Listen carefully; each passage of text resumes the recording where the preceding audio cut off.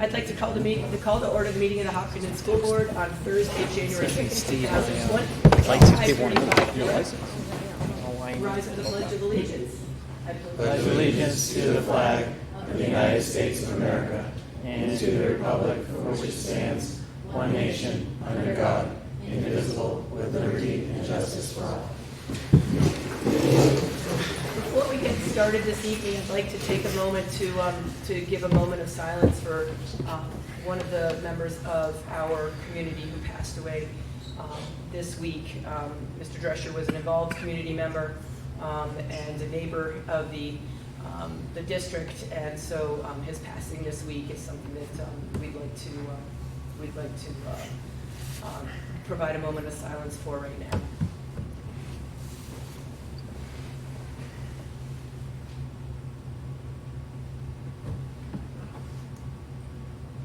Thank you, and our condolences to his family here in the community. At this point, are there any additions or deletions to the agenda? The agenda is fine as it stands. And any correspondence? There's two correspondence I placed in the folder.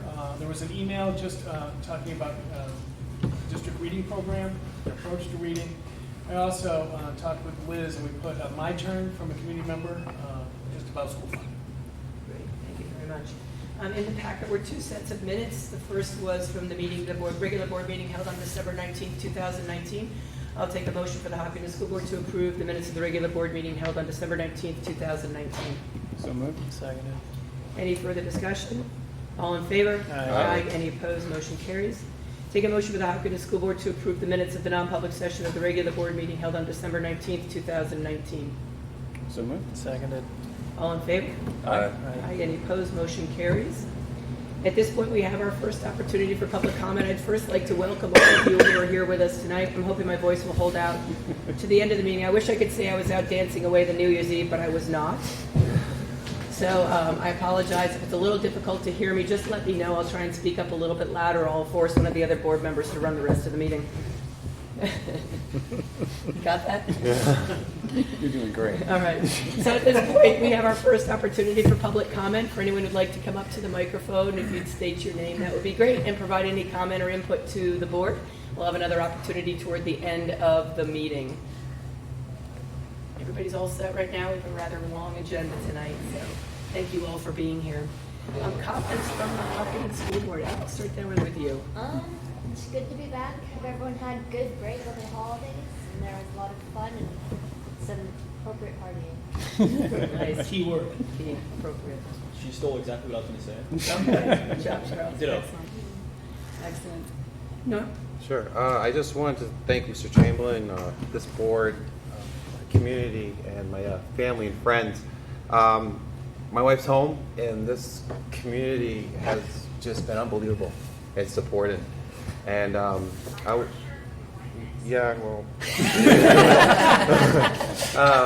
but I wanted to say thank you to everyone. She's home, she's getting comfortable, and I'm just blessed by this community and my family and friends. So thank you. And Steve, I'm very excited to see what meal you're making. I saw Steve sign up for the meal. I promise. Yeah. So I just wanted to let you guys know. Thank you for your support, and I really appreciate it. Yeah, good to hear, Norm. Thank you. Bill? Just really sorry to see the passing of Dick Drescher. I've known Dick and his wife before, Sue, since I was probably 3 or 4 years old. It's been a long time. But I could go on about stories about him. But the one story that is relevant here is he did tell me once. This is true. He said people can say what they want about Steve, but his light is always on, and he's always working in there. So. Anyway, I just want to pass that on for your buddy Dick. Jim? Just Happy New Year to everybody. And then I just, especially to Steve, just want to thank you and your team for all your hard work. I know this is the last budget meeting that we have hopefully this year. We'll see where it goes. But I know how much hard work it is to prepare all the documents, put all the thought and hard work into it. And so no matter where we end up, I just want to thank you and your team for going above and beyond to helping us think through this and work at it. Thank you. Great, thanks, Jim. As I said, Matt Belanger hopefully will be able to join us at some point during the meeting, but it sounds like his plane got diverted to Boston. So anyway, I'm hoping that you'll be able to be here in time for the discussion. So at this point, I'd like to turn it over to presentations and staff reports, and I'm going to turn it directly over to Jip, if that's okay, for your introduction. That sounds great. I'm going to put my building committee hat on. And first of all, thank all the members here who are on the building committee, because I think it's over half the table, people who are spending a lot of time and effort helping us work through really how to put the pieces in place to have a successful project. And I think our work over the past, since March, our work really has been to put the professional team together who's going to help us move this project from sort of our ideas to steel in the ground and to make this project a reality. So what we're going to do tonight is I'm going to stop talking in a second and introduce the folks that we have that we've hired to really help shepherd this through on our behalf. And so maybe what I'll do is I'm just going to introduce. Actually, everybody's heard the names that I'm going to talk about, but now you get to meet them in person, which is much more fun. So I'm going to introduce Gordon Bristol, who is on our team as our owner's project manager. Do you want us to use the mic or talk loud enough for, I don't know if you're recording or not? We are. We are Yeah. streaming, yes. Yes, you might use the That'd be mic. great. If we're streaming in, we'll stand at the mic, and I'm not going to dominate the conversation. I'm Gordon Bristol. I'm going to be sort of the MC for the next 10 minutes. We want to introduce the team that you folks have put together through your building committee. So we'll start, we'll have them stand up and come up and talk a couple moments on themselves with your council. Come on, who we are, what are you doing on this project in 5 minutes or less. I can meet that. I have a microphone. I have never been told that I need a microphone. My name is Kevin Rubenstein. I know a lot of people in this room. I'm a Hopkinton resident. I have 3 kids in the school district right now. I'm also happen to be a practicing construction attorney. Construction is what I do 95% of my time. I've been doing almost all construction for probably 15 plus years.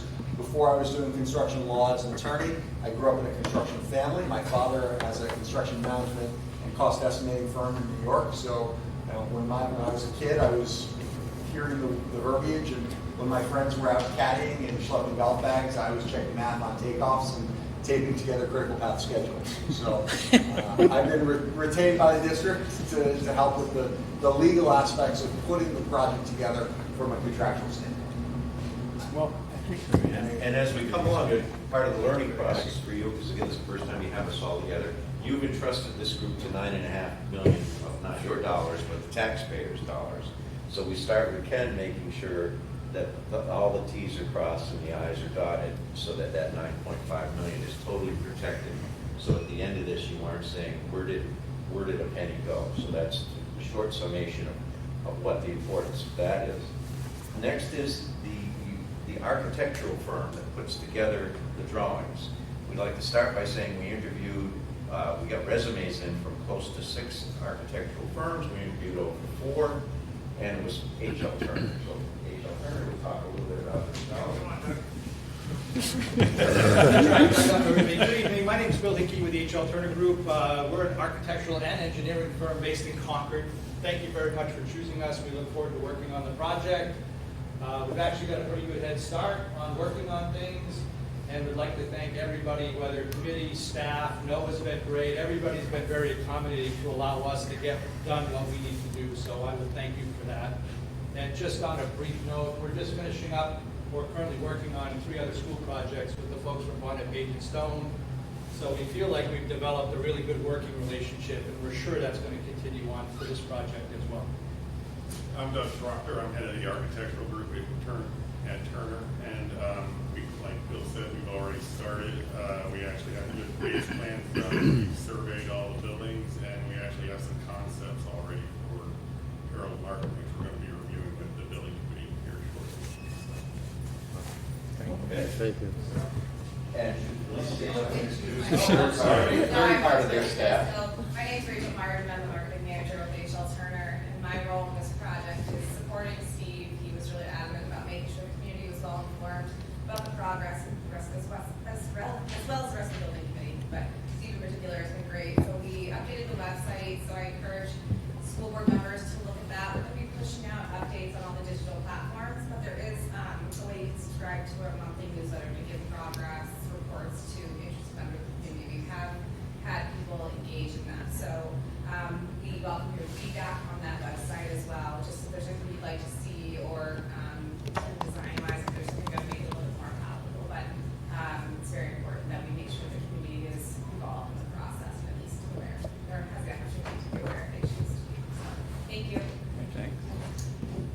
next group to introduce is the construction firm. Now, I know under 7B you haven't yet voted to hire them, so this is in anticipation of that. So in anticipation of that, we did a search of construction management firms in the area.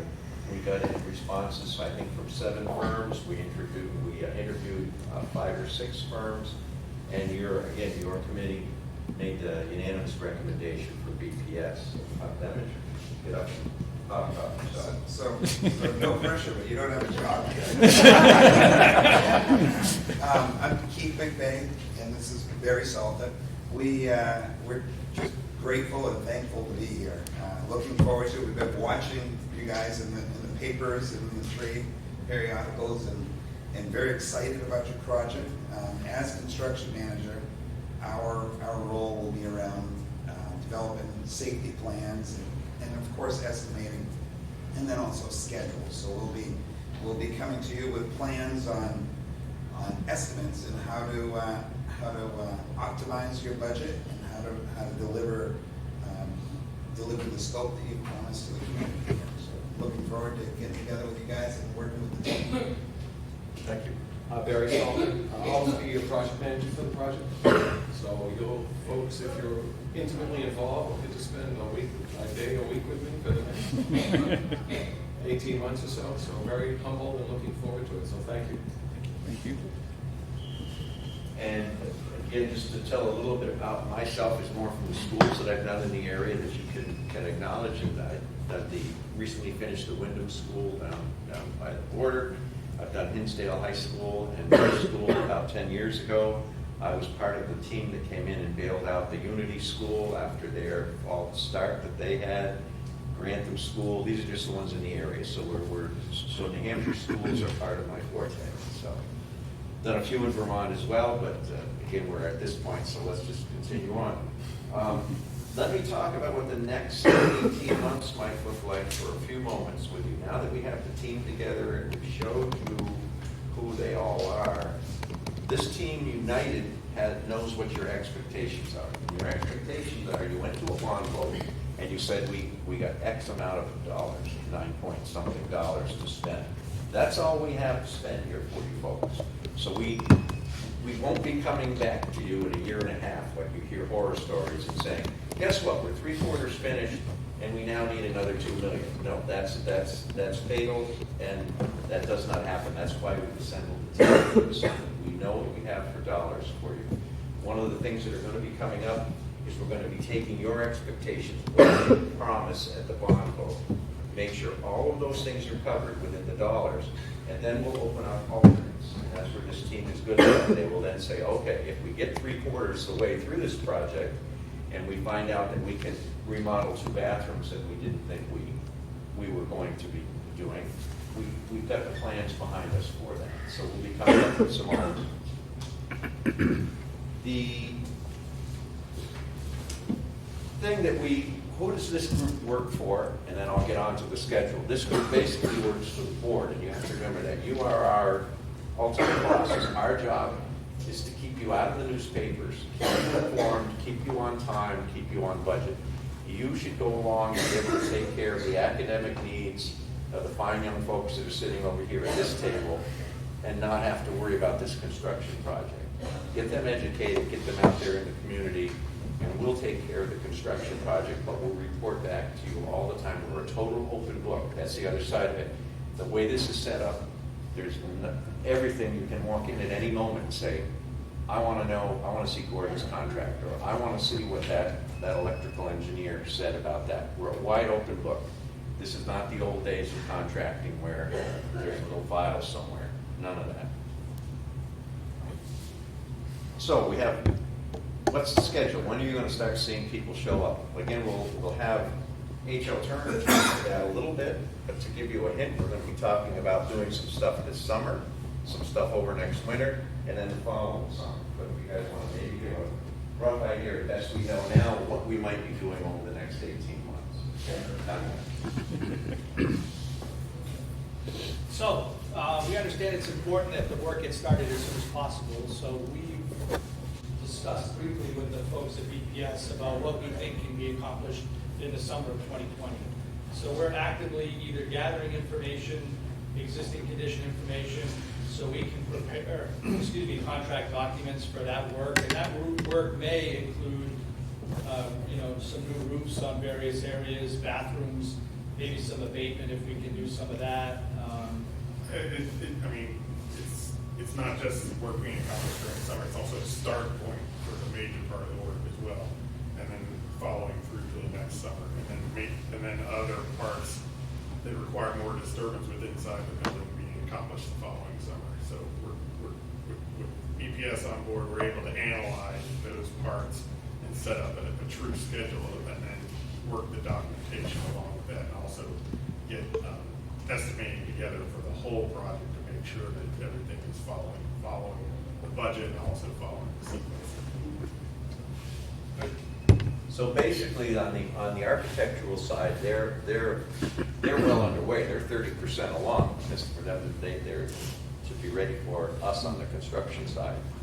So again, we talked about this summer they would be doing certain things, and then this fall will be coming up and things that can be done outside the school area. So for example, maybe the additional classrooms that are being built, those would be framed up and worked on over the winter, and then come back. And we try not to disturb the academic side as much as we possibly can, and that's a big thing you'll see us talking about. We'll have daily interaction with your staff on as far as that goes. So we're going to try to do as much as we can, but not disturb the students. We can talk a little bit as to how alternates work. This will be the last thing we talked about, and then open up for questions.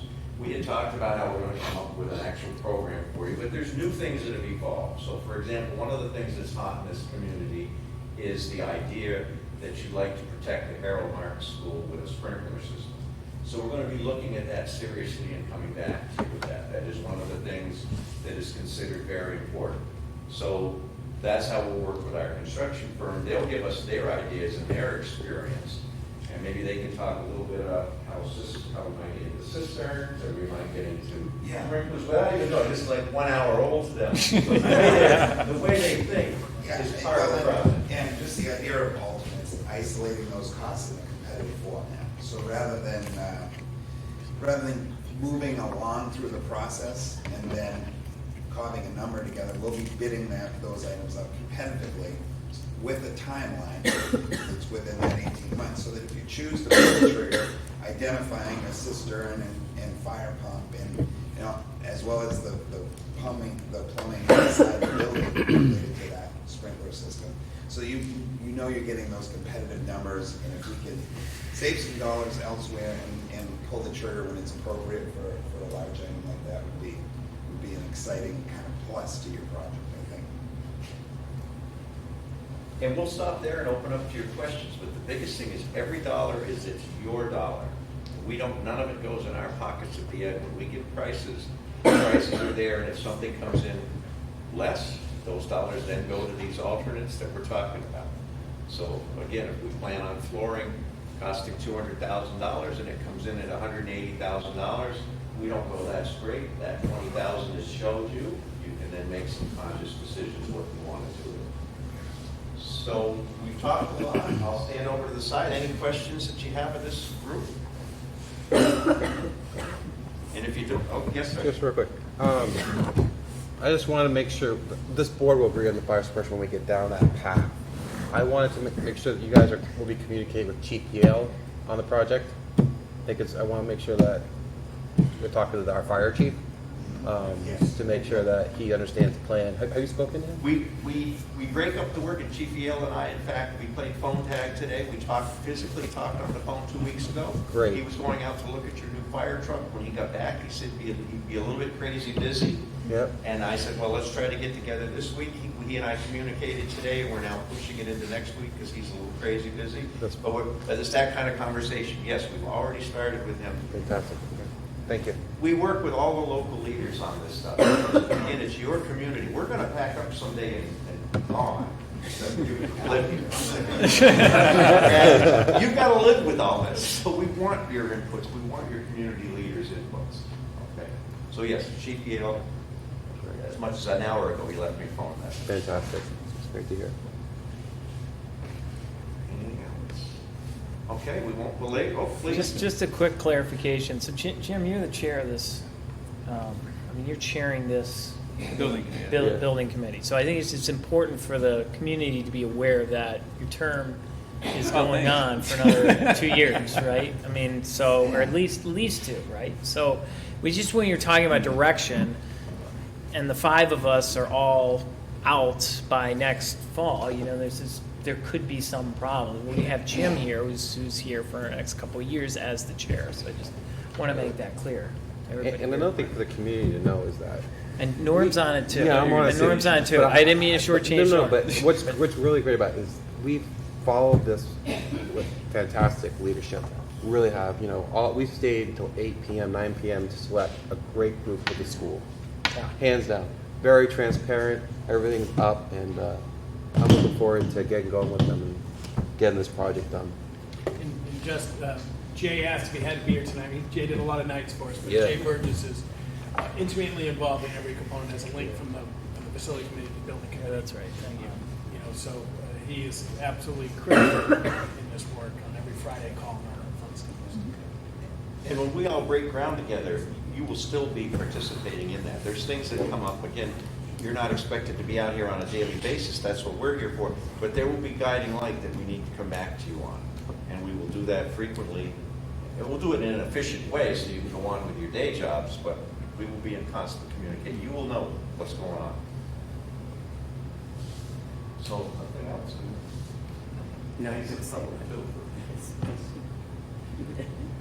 Thank you. Yes, thank you all. Sorry for my interruption. I apologize. Oh, no. Now you are Thank you. welcome to stay. Absolutely excused from the next portion of the meeting. Thank you. Thank you guys. Thank you, Jay. Thank you. The next thing.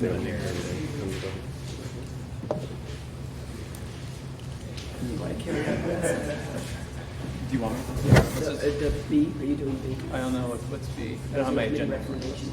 Sure. So, Jim, thank you. So, originally it was this is the next stage, as you heard, Keith and Barry, but now it is the formal nomination. So, Jim, if you want to talk a little bit about the process that we used and the recommendation to the board, it is an action item tonight. Perfect. So as Gordon alluded to, so we had, I get my days all wrong. It was before Christmas break. We got 7 proposals in from our request for proposals. The building committee met and went through each of those, and then we invited 5 firms to come for an interview, and we stacked those over 2 days. And Norm was right. I think we stayed to 8 o'clock one night and 9 o'clock the next night to get all the interviews in. And BPS, I think, rose to the top, both for their professionalism, how they thought about the project and presented themselves to the committee. And then I think on their price, they were very competitive. And they want to work with the community to make the project work.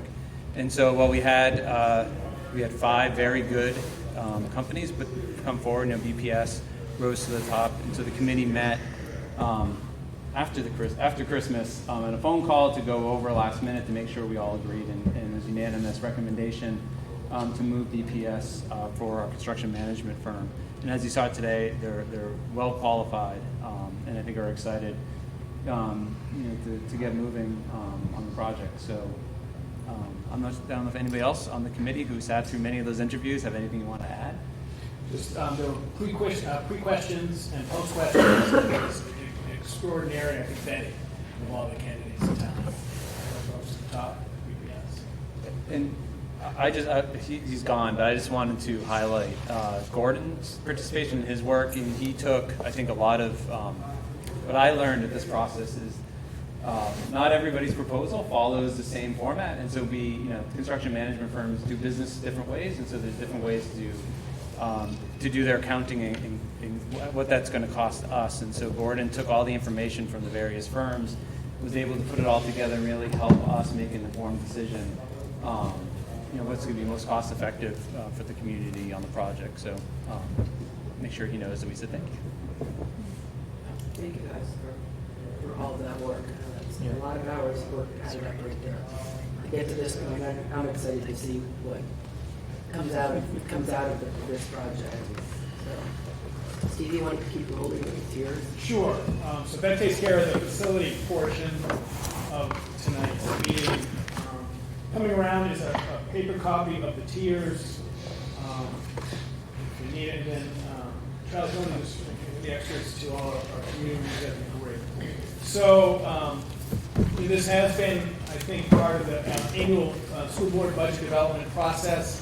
This year we added a little bit at the last meeting, the 19th. We took a look at just teachers and what it would look like when we combine some of that. So just a little bit about how this process works. It's a little bit, just the timing was a little bit funky because it was in school days, it was 2 days ago, even though we had some time. The leadership team did go through it today. We'll talk a little bit about that when we go through all the articles. There wasn't one thing that this leadership team has been together for a while. We had A cuts and B cuts and C cuts in the old days. We've gone to tiers. And the board on the 19th directed certain divisions based on the tax impact. So how do we do it? One thing, I have the historical perspective. I look at the last 7, 8, 9 years. I go through what was on the list a couple years ago, wasn't, what hasn't been on the list recently. Where are we on it? There are some things that haven't appeared on this year's list because we did cut those, and those aren't recommended to increase in the budget next year. But just as the process I talked about on December 5th, the very first one. So this budget is department head budget. It goes to the principals. They reduce. It goes to me and reduce, and it goes to the board. What the board sees is the superintendent budget, but please understand that each principal in each area,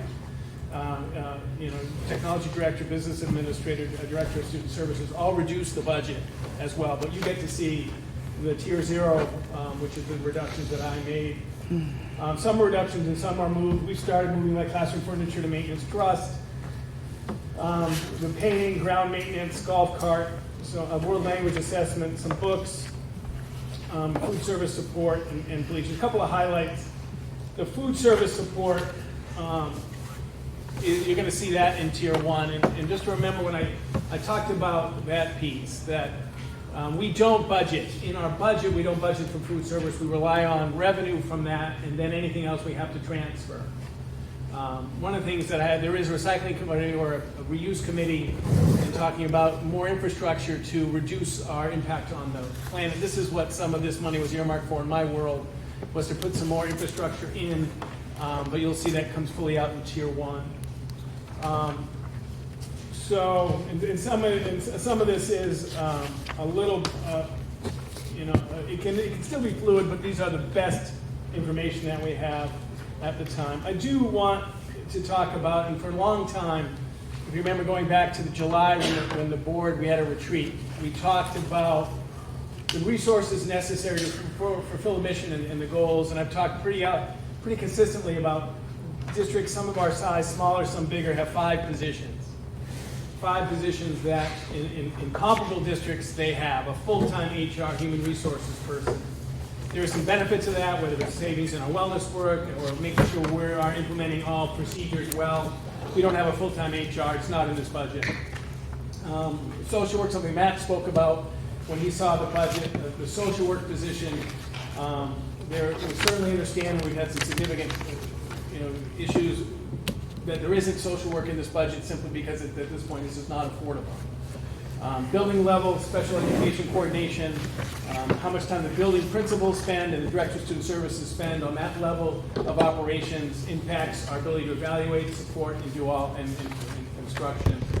And of course the curriculum direction. So though they haven't been in the superintendent's budget in a while, really, from PTA to budget, I think the argument has been made that if state funding was different back when I started being superintendent, where we had 1/3 of the retirement costs, and we had building aid that would have supported the entire interest of anything we did building aid.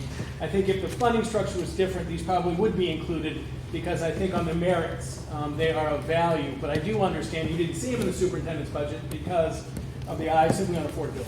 So, but those were just part of their mindset. So taking a look at tier 1, so This is a cut of $130,000. This would get to a 7% increase on the tax rate. Some things, some of you have seen these before. Nurse assistant is a new position. I spent some time with Chris today. So we have one nurse, 7 through 12. We have in the past supported some documentation and paperwork trying to alleviate some of that work to meet the needs of half the district. A new nurse with more efficiencies and some, as Chris and I spoke about, some concentration of time at the beginning of the year may ameliorate this reduction. But at this point, that's coming forward. The next one, about approximately $12,000, is a non-union benefit change. You haven't seen that before. We know that there's been a strong push to have some cost share of the premium. This would institute a cost share of the premium, a 3% cost share of the health insurance premium for non-union employees. I leave it to the board's judgment about the fairness and the reputation in that piece. We always try to take a look at holistically on what we expect non-union. When you work in a union environment, fundamentally there's a fairness there between those who are in the union and those not in the union, and how the board manages that piece. Also, I know Jim's connection to the town, how the non-union benefits relate to the town's benefits. That's something that we've always tried. When we talk about non-union raises, I call Neil and say, what are they doing? There is some kind, you work for the same piece, but this would create a share of the premium. The rest of the food service, we leave $1 in there to transfer, so we leave $1. Math addition, as you saw before, we are proposing the program of studies that you'll see in 2 weeks, the implementation of 2 new math courses, math topics as well as personal finance. Those would stay in, and we would see a little bit of what is student interest. This won't allow expansion. It would maybe Chris and Rebecca and the guy in school counseling may have to choose and recommend which courses to offer. We're eliminating an adventure ed element, some equipment for a new person. We're reducing some tuition, reducing some transportation, some program supports in middle school, some supplies, family and consumer. Number 11 has been on the list. I've struggled with it. I've struggled with board. I think the board has struggled with that one. There is, when we've seen the number of athletes and we've seen personal examples of when we've sent people to hospitals with not school officials. That being said, I have a tough time saying that we're cutting math and we're keeping assistant coaches. That's just the Solomon in me. How do you do it? Because this isn't any change in program. It does change supports and program. If Scott was here, Scott would and Scott I think last year spoke about the need for a second adult for highly competitive, highly active varsity sports. And I'm certainly being having my experience. And just so where we are, we only have varsity assistants when there isn't a second employee traveling with them. So for basketball, we don't because the JV coach travels with them. But for a soccer program, a field hockey program, a baseball program, they don't travel together. We like second adults on very intense. And yes, varsity is a little bit more intense than junior varsity. So that's why it's there, simply because of the wisdom of Solomon. And how do you reduce math opportunities for kids and keep assistant coaches and coaches? It's not a great thing. Questions about Tier 0, Tier 1? I don't know if this is an appropriate question to ask, but what's on our employees? What is the percentage of non-union? How many employees do we have non-union? Yeah. What do you think, Michelle? 35 of us? Ish? Give me an ish. 35-ish. Okay. And that raises. Yeah, so not everybody takes it, but so that ranges from our office managers. Yeah. Our SAU staff, some additional supports like our OT, and to all the administrators. That's our non-union. Got it. Should probably got most of it. Everybody okay? Sure. So on the first page with Tier 0, Yep. there's $2,000 of service support under 8. Yeah. This is an additional 49, right? Correct. So Okay. what Michelle does, and it's Michelle and I have worked together a long time. Michelle knows best practice. Put $100,000 in, relieves the pressure, and remember requiring. And I always say this, and it's no disrespect to Tracy, but the notion that we can pay health insurance and full salary on the selling of tater tots when it's the most highly regulated part of our operations. She doesn't get to pay wage, she doesn't get to choose health insurance, she doesn't get to say how much or what she can serve. Because of those regulations, we believe that it needs to be subsidized by a school district budget. This is not everyday cafe. That being said, we tried, every year since I've been superintendent, this has been in, and we have had enough fund balance to transfer each year, and up until this year, make our estimate, and this year we were close. So I get it. But when I sit at a reuse recycling meeting, and they say, see, how come we can't use real silverware because we don't pay for a second person of time to wash them, because they have to be washed 2 or 3 times before they can go back out, and we don't have the money to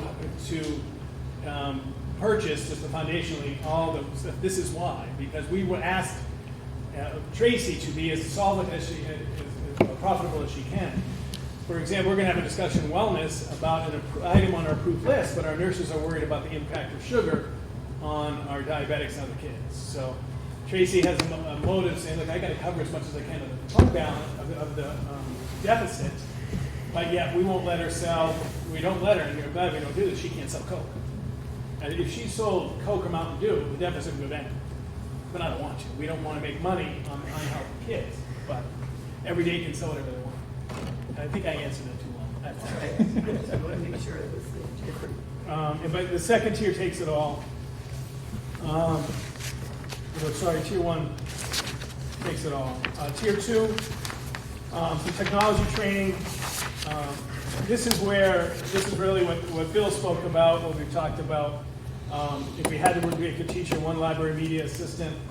As I said, this fundamentally changes our library. Our library media specialist then would have to do some assistant world. The third one is the 6th grade teacher. I spoke about that, about changing the pedagogical approach. Sub-collar, you didn't see that in a couple of years. I hate to put the sub-collar, $5,000. I guess this goes back to my assistant principal worlds. When I was applying for jobs as an assistant principal 20 billion years ago, one of the things that Sandra said, hey, you don't have to make sub-calls, because in many places, assistant principals make the calls on the way in, and it really is, it would lose efficiency, it would be an extraordinary amount of time on an administrator job, and our vision is that administrators working with kids are working with teachers as much as possible. That being said, it was on the list a few years ago, I haven't put it on there in a while, so I thought I'd throw it there. Wood, this was an addition last year. It would be reduce the number of kids. Purposely and deliberately, I've asked, Matt gave some reductions in his technology world, but I want to just remind everybody, I looked at the budget of the last 3 years. We have not implemented over 3-year total, almost $100,000 in technology. The more we do, it's really hard. That we are getting to a place where Matt can't deliver dependable technology. If we can't deliver dependable technology, it's not used. We know it has to be readily accessible and dependable for teachers to use it. And Matt is a good egg and would do this, so sometimes I have to restrict it for them. But this would, some projectors and some Chromebooks. And the last one here, it would reduce our numeracy system, which is intervention time in this. And you can argue, Amy and I might argue math 1, literacy 2, some might argue literacy 1, math 2, but they're 180. But that's tier 2, that's 150, that would give you a 6% increase on the tax rate.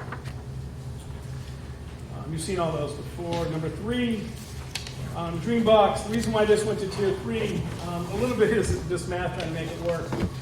We do know that we have use data. To be honest, last year it was on a cut list. I called personally the vendor, told him where we were, and he reduced it in half for us. I don't think I, in good conscience, can do that again. So this time it will probably go. This is the PE edition. We did have a robust conversation with Curriculum Council about the efficacy of looking at policy change for interscholastic or extracurricular sports. It was about 45 minutes of school counseling, building principals, PE teacher, elementary teachers, elementary administrators weighing in on this notion. And there are lots of reasons besides the one I give about why in this day and age how critically it's important that we instill the physical education and wellness, insured learning, the insured 8 versus just interscholastic competition. One of the things that brought up today, look at the standards. If you remember last year, we developed the insured 8, the 8 learning goals of every content area. And I, as a varsity soccer coach, varsity basketball coach, varsity golf coach, varsity lacrosse coach, did not hit any of the Insured 8 goals of physical education. It was not on my radar. My job was to coach basketball, was not to instill lifelong learning, wellness, and personal peace. So, again, that recommendation will not come forward from me, but understand if it's something that has to be done. Science, this would be plus contracts, you heard about that. Reading, this would reduce contact time. Literacy specialists would reduce contact time. Music, that would reduce, it's a plus contract. Social studies reduce, and business. Obviously in tier 3, everything from 2 through 8 would be very significant to kids. And the last one is more reading, more special ed, art. And if you press me and say, Steve, how come you put music on 3 and art on 4? I don't have a great reason for you, except I have Dr. Ayers on my shoulder, and I could never put Dr. Ayers talk to me about art and expression, how important that is for all kids. And but I can make the same argument for music, but I had to figure it out. The rubric, the last page is, so I got to use conditional formatting to develop the rubric, and I have 8-year records. I think I'm getting too good at tiers. Maybe this is something I don't want to be good at. So this is a rubric that just helps me organize and weight it where it was. But the leadership team and I developed this about 4 or 5. It was actually Billy Jones's time. I don't know how long Billy was here, but that was the first time. I remember Bill saying, wow, I really like that. That's why I remember it. So we do look at a rubric. I do understand and I appreciate the board's investment in reviewing all of the information that's come at you in the last month. And I realized I wish it was easier for us all. I do. Questions about the tiers? The hope is, so when we go down to board discussion, the first item is talk about general fund. And then if you want to talk about, a contingency fund, where the contingency would appear, and this was about 15, 20 minutes about our leadership team meeting today. So right now, if you ask me what's going to keep me up from March 14th to September 1st, it's kindergarten and it's 3rd grade. Kindergarten, not as much. The NASDAQ says 86. Christine keeps me informed. We called our bigger feeder school. There isn't 30 kids coming. I don't see 86 on the horizon. I just don't see it. I think we have more, peace. And Christine doesn't see it, and she knows where we are. The 3rd grade, right now, it's 65. So in previously, it's 65 kids we have today in 2nd grade. And I reduced it to 2, 3. That's 22, 22, 21 today. That's 20. If we locked it in and said, we're full, no more 3rd graders, we'd be okay. The problem is that's not in our piece. Bill asked today, said, Steve, when do you add? I said, well, if we don't have anything in contingency, we can't cover it. We have 100, we can't, the budget's tight, we can't find another teacher. So it's possible. Now what would we do? And this is people came up with, in this budget is a numeracy specialist. Do you wait to hire a numeracy specialist until August? Because then you can always say a numeracy specialist move and not have a numeracy specialist for a year. That's an approach. We offer, legally we have to offer contracts by April 15th. Once we give a contract, it's in. Otherwise, it's a contingency ref or not invite back to it. Remember we talked about that. I just know how hard it is for this board and how hard for a subsequent board to have, parents come and say, our class size right now in 3rd grade is 27, 27, 26. What are you going to do about it? And there's nothing in the budget to cover that. The odds of that, I don't think 26, 26, 27, but 24, 24, 25 is not, we've had that kind of growth. So the contingency would be something to offset more 3rd, but if you throw it in there in kindergarten pops to 86, you'd have something. High school, originally I talked about putting a 5th in high school. High school, it can be a little bit of market economy. Sign-ups win. Same number of courses, the sign-ups win. But in tier 0, you cut a 3rd grade teacher. I did. And then, then you wanted to do a contingency in case to put the cut back in. So if you put it back in, we don't need a contingency. If you go higher than the superintendent's budget, then there's no reason for the contingency for that. But if you And want you to take originally when I talked about the superintendent's budget, I did have a notion of something to backfill some of those concerns because of the inevitable August 27th, and it's happened before. We had a class size in 7th grade math years ago, and we added a 7th grade math because it was 27, 27, 28, and that just wasn't going to happen. So Because we used the contingency for a second grade teacher this year. We did. And now that class size is going to third Yep. grade. And you're cutting that group based on the contingency we already used for that class size. I reduced it in the superintendent's budget because the class size of current projected second grade would be the same as this year. That being said, I also had a contingency fund just in case 6 or 7 kids come up. Not the whole thing. I think I had 50. 50%. Yep, that you could backfill it. But now the contingency is going to cover a little bit of kindergarten, a little bit. But anything to backfill the concern of a very, very large class, unless the board's ready to say 25, 25, 26 in third grade is okay. Because once we offer contracts, we can do some transferring. To be honest, we can do some transferring within the contract. They have to be certified. But there is some transfer available. I think by a certain date they'll have to know their assignment. Steve, is it as you increase, right? Just to clarify what you had said, as you increase, it's like kindergarten. It's more relevant to have lower class sizes. You get to third grade, third, fourth, fifth. There's a higher threshold. Correct. So going the same from second to third is, Yeah. there's a higher threshold from the way That the is state correct. looks at it because they're, A little more mature. little bit More more independent. mature. You got it. Yeah.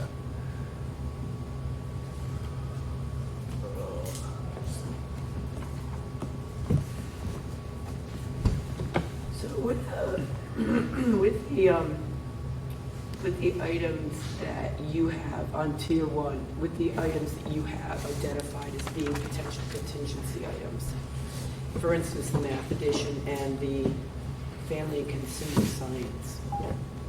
If you put $50,000 to $100,000 into contingency, there is at least something there to cover, like we did this year.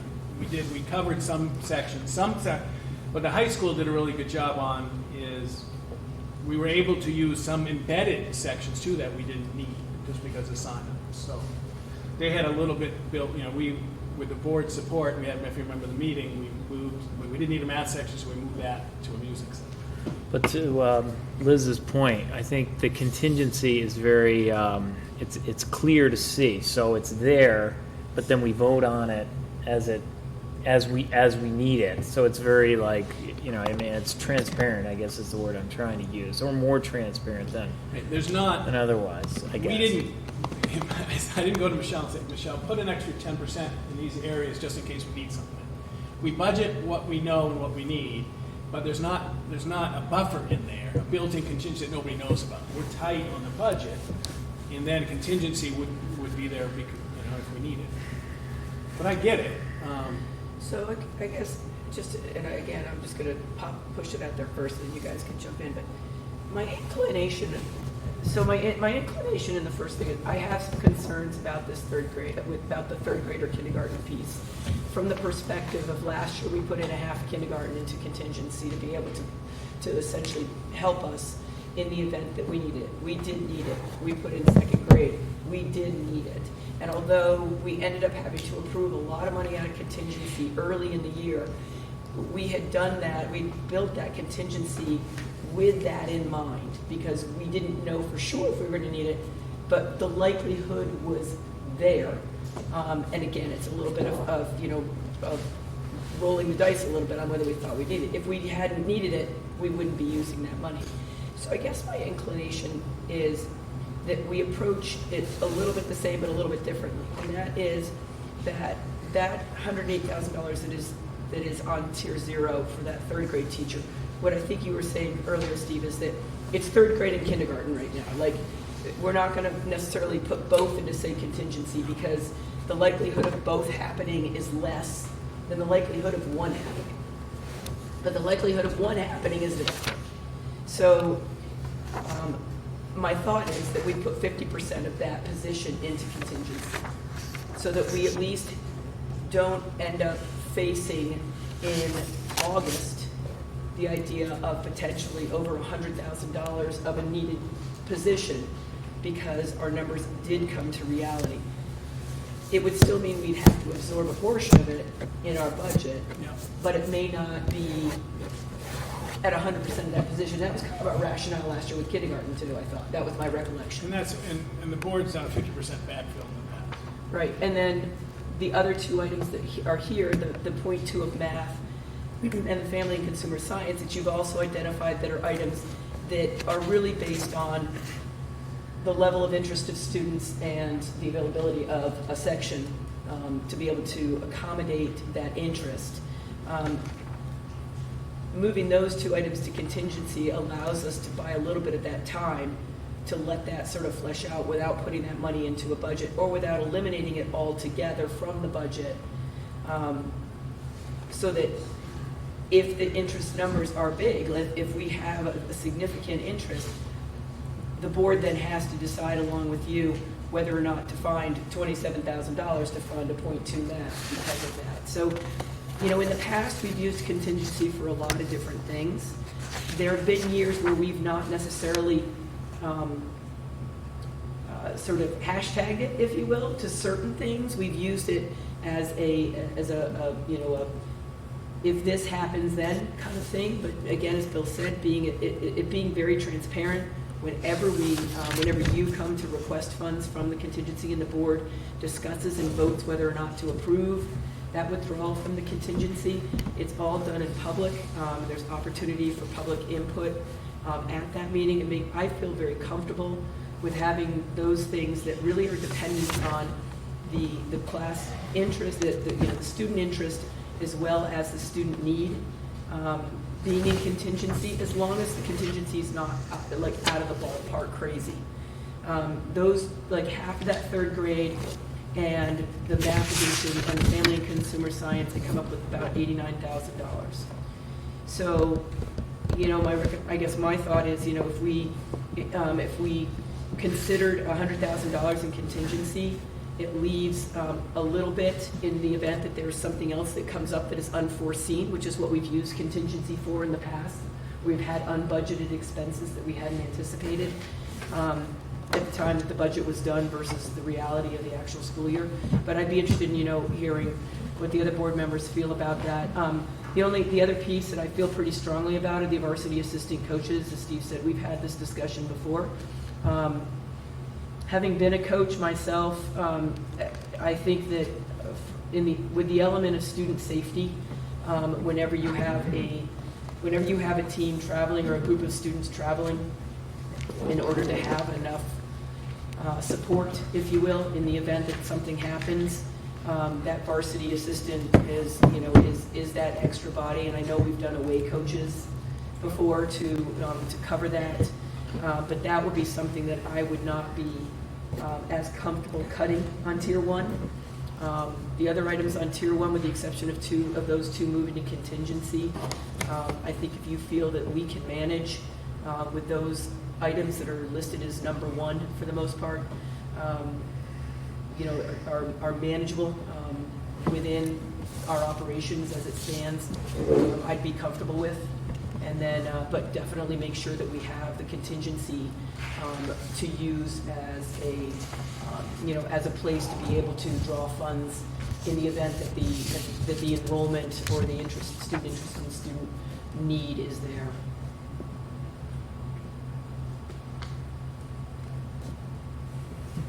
Anybody else have any feedback, comments? Sorry. The math specialist, that's the math addition? No, math. Where's? It's a Tier 1, number 4. That's Moving that cut, cutting it, but moving it to contingency.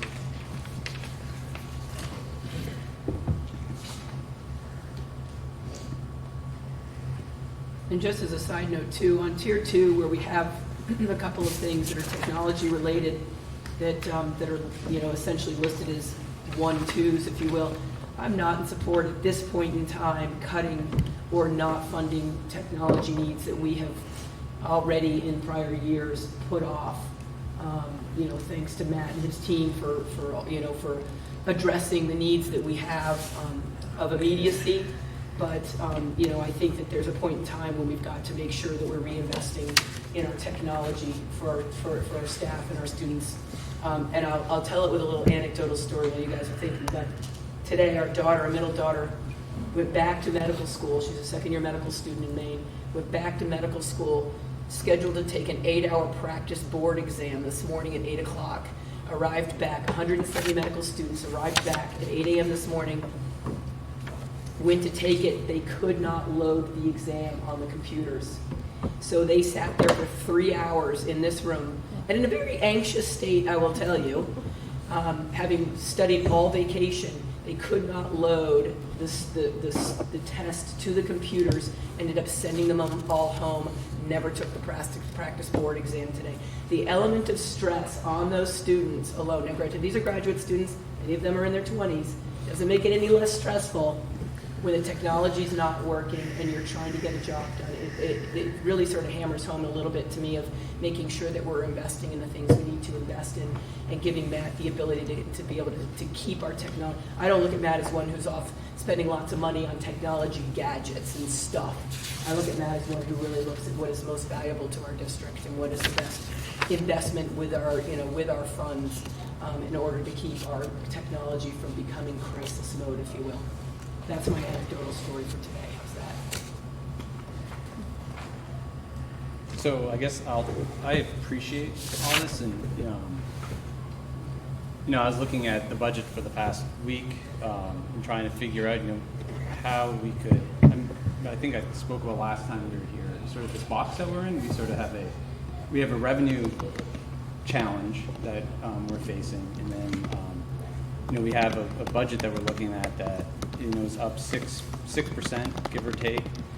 But if you took so we have a 6% budget increase. We have a teacher's contract that we haven't talked about or approved, and so that's a number that's hanging out there that we're unsure what that is.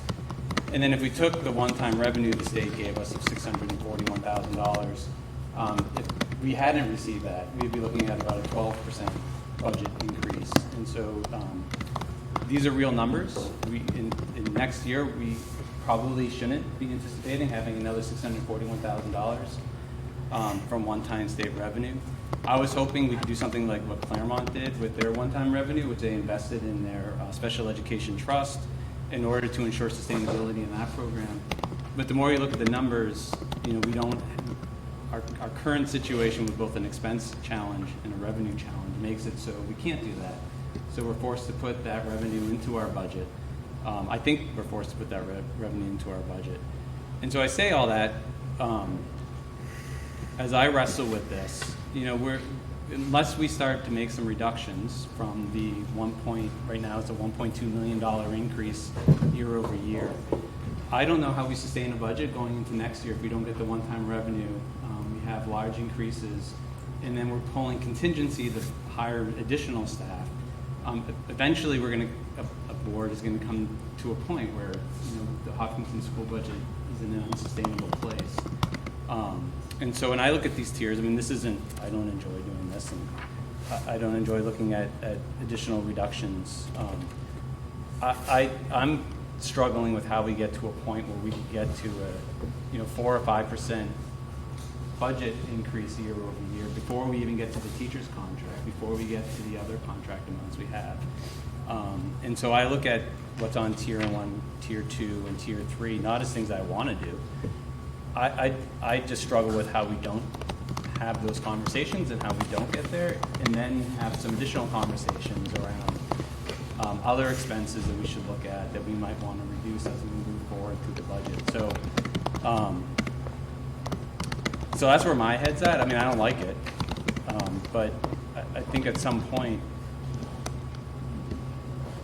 We have to look at At next some point, year. we Yeah. can't continue down and have, we can't go to I don't feel comfortable going to the town with a 7 or 8% tax rate increase, knowing that we use one-time revenue in order to get there. And without that, we can even higher and then enter into next year, which I think is we're going to have a plus $600,000 for the bond. So we could be down, $1.2 million before we even start a conversation. So anyway, so I'm challenged. I'm not saying these things lightheartedly. It's a real weight and a real struggle. But I just think we have to make some challenging choices, and that gets to the contingency fund. I think we ought to choose to either put something in the budget or not, and not kick the can to a contingency fund. I think we should make the hard choices and present the budget that has what our best thinking is moving forward, that we can defend, and not just say, well, we'll just pull it out, put it into contingency, and then we'll bring it back in later on and take on a new staff position that we're going to fund in the next year. I would just rather make that decision here today and be clear and upfront with what we're putting into the budget and what's not in the budget, and be open-minded about what's not in the budget. We might not feel good about it, but we can be open about it, and then plan accordingly for what's in the budget and how we want to use those resources. So what specifically, Jim, would you do? So I've been struggling for how to get to around a 4% budget, knowing again that we don't have the teacher's contract in front of us, so it's hard to say where that will go and what those increases would be. So to get to a 4% budget, my calculations, and Michelle I'm sure is going to correct me for my calculations being incorrect, but it's around, I came up trying to find like $560,000 in order to get there. So my first just quick take at doing that was to go to tier 3, which was $438,000, and then the other items, I removed the contingency that was in the spreadsheet that we had, which I think was a $50,000 contingency. I removed that. I didn't want to do it, but actually I hope to put money in the special education trust, but we have proposed to put $40,000 in the special education trust. We haven't put money in that trust since 2015. I think last year was the first year we removed money from that trust, which is unfortunate, but I would not fund the $40,000, which brings us to $90,000. And then when I looked, and Steve, you might help me here. So when I looked at the maintenance trust for expenses for next year, we had paving 3 times. There's 2 paving, there's like 1 district-wide paving, and then there was paving still in that spreadsheet. I can check, I think paving was SAU, the district line was SAU paving. Okay, so there should be additional. Okay, well, that stinks. But anyway, I would then try to find, maybe reduce the 140 from the maintenance trust by 35,000. That would give us 125,000 in total, which gets us to $563,815, which is about a 4% increase from last year. Then I had some other questions or ideas that, again, I don't know if they're good or bad or indifferent, but trying to find additional items that we could talk about. Does anybody else have any comments you'd like to make or any other ideas? I'd like to agree with him on a point of that we stick with a hire and not have put in a contingency. That this board says, okay, you know what, we're not going to be doing this back and forth thing, like maybe we're going to hire a 3rd grade teacher, that we say, we keep the position, and not use a contingency fund for the position. Like last year we used it for a 2nd grade teacher, it's now in the budget for the next year. So I think it's... What if numbers change? Like what if between now and fall we get another 8 students? No, I'm saying, like, we say, instead of going to the tier and cutting it, we say, we keep the 3rd grade. Because right now it's what, 20 for the sections that you're proposing? 22, 22, 21. 22. So Norm, you're suggesting that we add $108,000 back into the budget? No, I'm going the same, So I think that's where I want to make sure that everybody understands. And Jim, I appreciate your points. Is that, yes, when we put it into contingency, and again, I'm speaking from the way in which contingency has helped the board be able to, be able to do the budget process. And And there are two aspects of it. One is we can raise the money in the operating budget for something that we are not 100% sure is going to happen. Okay? Yeah, Now we can correct. argue we're not 100% sure anything's Yeah. going to happen, right? But Yeah. let's just go with the odds on classes, okay, on sections. So we can raise the $100,000 in our operating budget if that's the agreement that we want to have a position in there to make sure that we've got the space to run a position for either kindergarten or third grade, depending on what happens, if anything, right? So if the numbers increase and that number warrants adding another teacher, then it's in the operating budget, and Steve and whomever, which administrator it affects can address So it. you're suggesting, if we went, like, say, with 4%, of what Chip suggested, have half of the position in the contingency fund, like you mentioned earlier, or do the whole position? Well, no, I had suggested 50%, because what that means is 50% is in contingency, so we will only raise in the operating budget 50% of that position. It splits that responsibility. If those numbers don't come to fruition for either kindergarten or fourth grade, or any other grade for that matter, then that money is not requested to be withdrawn. And that's where, again, I know that the contingency has sort of a different purpose and different meaning for different people, and that's fine.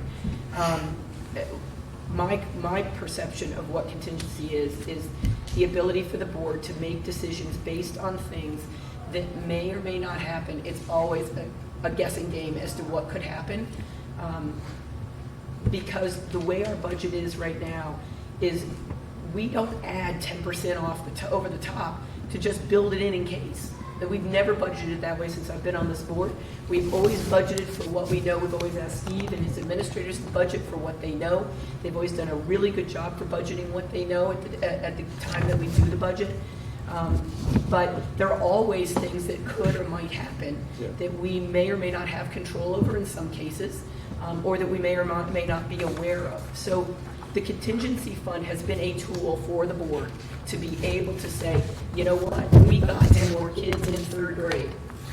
We can support and we can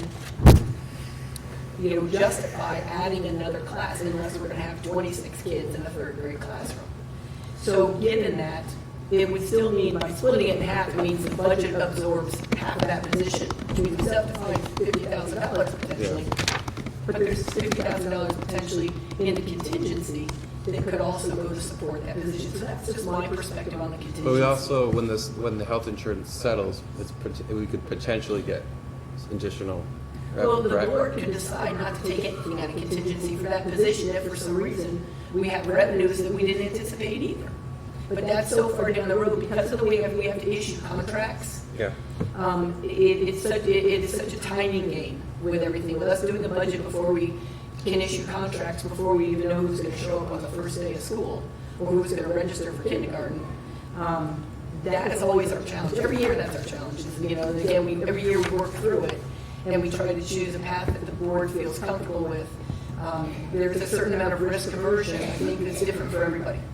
And so it really is where you feel comfortable in terms of risk and risk aversion, and how much you want to roll the dice, and have those conversations. I think that getting to me, and I'll be frank and honest, Jim, and I don't disagree with what you're saying about where we are, but I don't personally agree that we can get to 4% this year with these cuts in these tiers right now. I think that, when I look back in the last 5 or 6 years and the money that we've absorbed from the state on retirement, the money that we've absorbed on adequacy, the money that we've absorbed in Medicaid, I mean, it's been endless. And it's interesting. Steve and I went on the first day hike yesterday with Dave, and Michael Bennett, one of the candidates for president, was on the walk with us yesterday. And he was the superintendent of Denver Public Schools. And I think he had a pretty good conversation just about school funding. And I think I don't want to lose sight of the fact that the budget that this group, that the administrators and Steve put together and bring to us is what I consider to be a very fiscally responsible budget without fundamentally changing the education that we deliver to our students. And I think when you get to tier 2 and tier 3, you start to change what we are delivering to our students. again, this is just my perspective. You guys have to vote with your conscience on this. And you know, I think at this point, everyone's got to, you know, to vote where they feel they're most comfortable. I'd like to put a proposal on the table, you know, of a proposed budget. And then if someone would like to, you know, amend it, that's fine. But I think we got to get to that point where even though we may agree to disagree on some parts of it or some pieces of it, we have to get to a point where we can agree at least to put a proposal on the table. With Matt not being here, I was hoping he was going to have some input too. That I talked to him a little bit, but we'll move forward without that right now. Is there any more questions or ideas or thoughts on what direction and which way to move forward at this point? Well, I would say, I really know what a numeracy, I know what that gives to this school system and how valuable that is, and to feel like that's only tier 2. I can't in good conscience go any much further. So I get what Jim's saying 100%. I mean, I totally understand that too, but I don't want to. I see some significant impacts here on the future of our district, even all the way. Even with that third grade, even with a third grade teacher. But I trust. I think it comes down a little bit of trust too. I do trust Steve. What the numbers that he puts out. It's difficult times, like you said, Liz, but I can't in good conscience get too far beyond tier 1. That's just where my head is at. Any further conversation on any particular items or areas of interest on these tiers? So Norm, what are your thoughts on that position then? Are you leaning toward including that position in the operating budget, or are you leaning towards maybe moving half of it to a contingency, or not budgeting for it at all? Because I think that's I think budget is in the contingency. It's a good possibility, but what keeps going through my head for the future.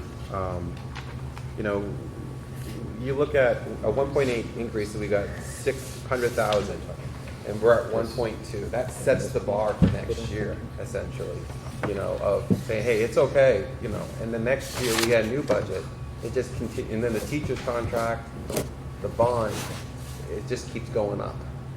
I understand what Steve's doing here. The question for the board is, what do we invest in each year that's important to the district?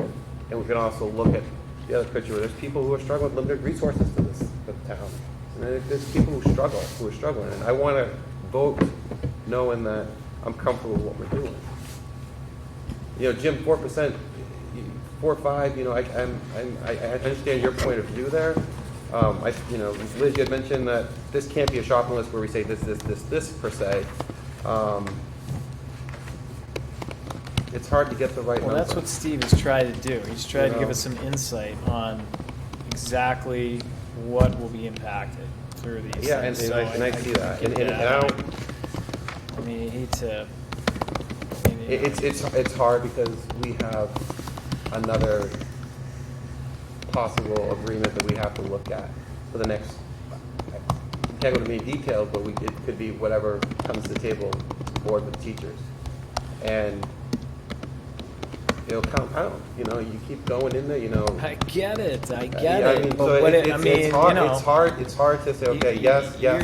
Years past, there've been some. I'm the rookie, so there have been some things that you can say would be great for the district, but are maybe not absolute necessities. I think things that are getting beyond tier 1 are real necessity pieces in this school system that need to stay. We still need to budget for them. That's just my opinion. Yeah. No, I know it's hard. I live in town too. Yeah.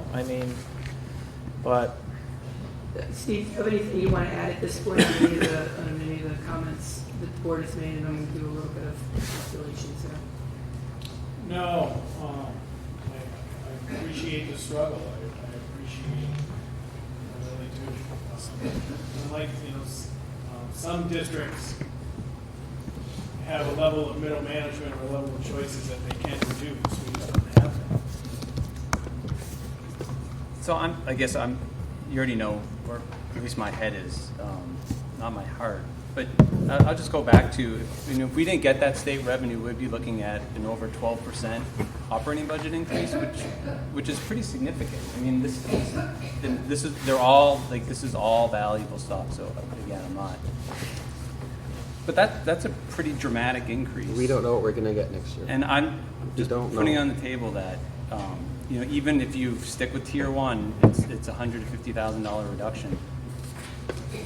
Not even $130,000 reduction. But I mean, on a potential 12% budget increase. I mean, that, to me anyway, that. I think our job is to balance the ability of the taxpayers to pay, knowing what's coming before us, with the needs of students. And anyway, I think we can do a better job at doing that. Knowing that we have $600,000 needed next year, top of an unknown state commitment to us as a community. So I don't know what else to say. It's a real struggle, and people are hurting. People are getting tax bills after the revaluation. It's a tough time. We're going to do what's best of interest for everyone, and that's the most important, for children and for the taxpayers. And this is a very hard list, and we have to come up with a number tonight.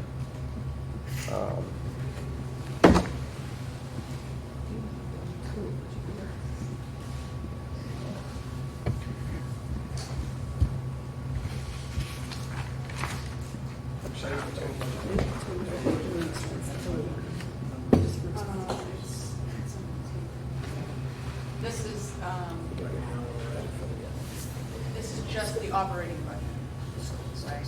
Correct. 21,716,331.05. Thank you. Yeah.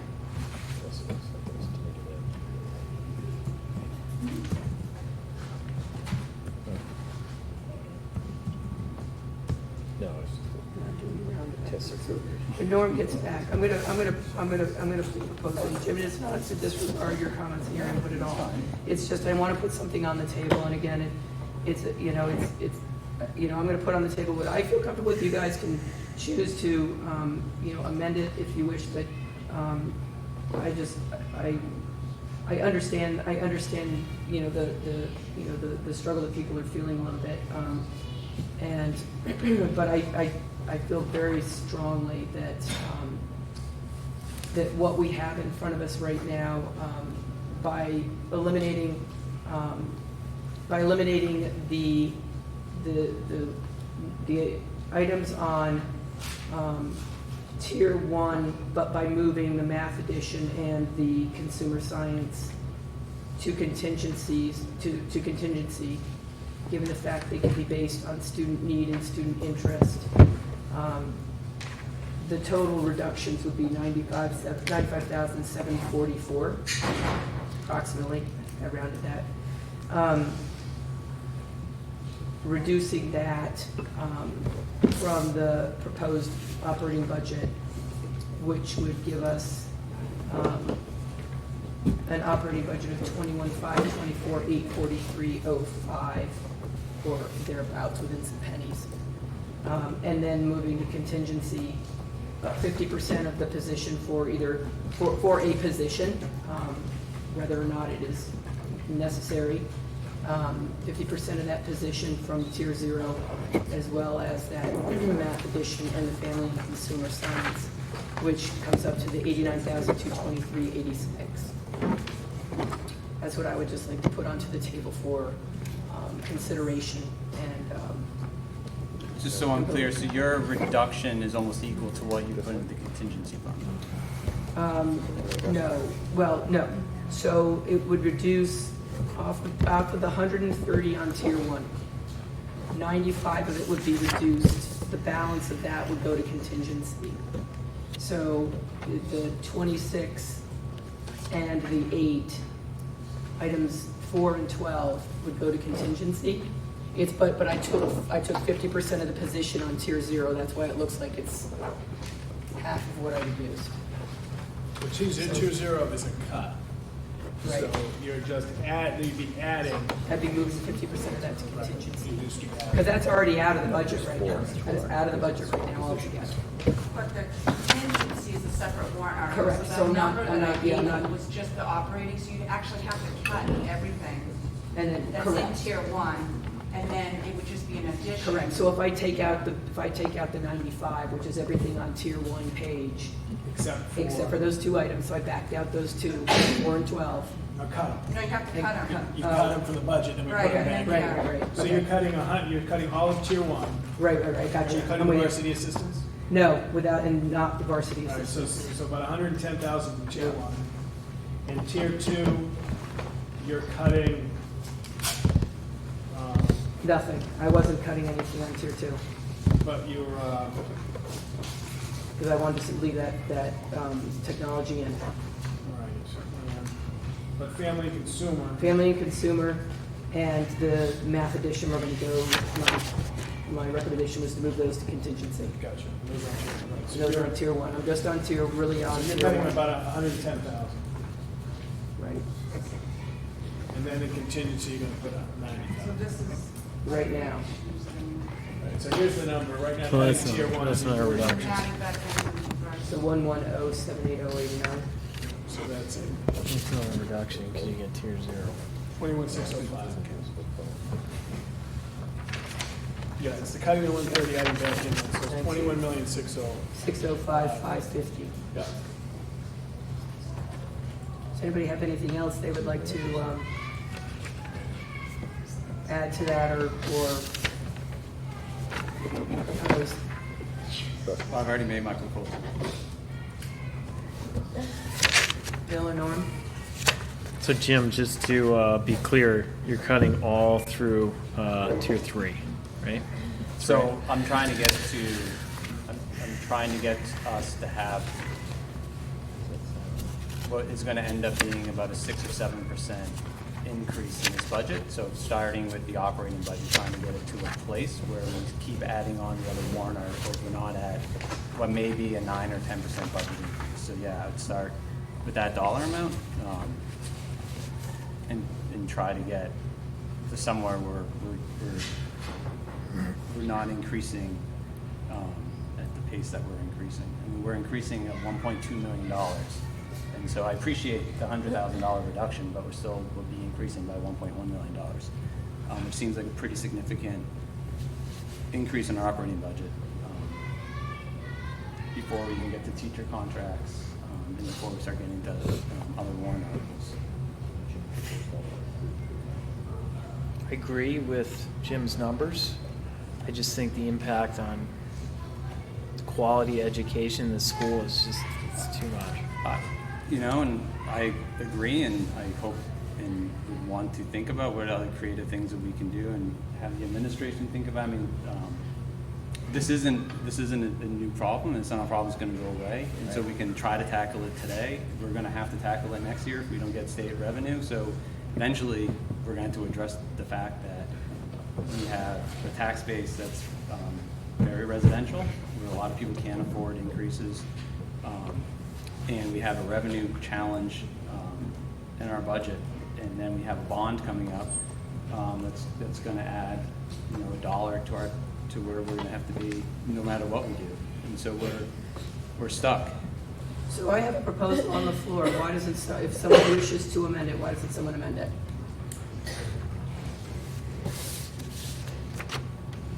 So that we can keep moving to the number. What's the number right now? Yes, please, I'm going to move the operating expense budget of 21,605,550.16. That's a reduction of about $110,780.89 from the proposed budget from Steve. I'm going to move that. If someone would like to second it, we'll open it up. Hold on, that's with the contingent, We're not going to talk. They're not going to talk about contingency right now, but you know what my right. my inclinations. I'll second it. So any further discussion on this? I think we've had lots of discussion, so we can move to vote on it, and then someone then can make another proposal. I'd like to entertain a vote to approve the $29,605,550.16. All in favor? Aye. Any Aye. opposed? Nay. Norm, which one were you? I'm a nay. Okay, so it fails since it's a 2-2 Yeah. vote. So if someone else would like to propose something? So I would make a motion that I won't get the total dollar amount, but from the proposed budget of, what was it, 21 million? 21, so would you want the original or do you want the revised, the one I proposed? No, not the one you proposed. It'll be easier to start. 21,716,33105. 21,716,331. Is that right? That we reduce that by $438,815. Steve, if we agree to a substantial cut like this, is it exactly what is on the paper that that when it comes to doing this cut?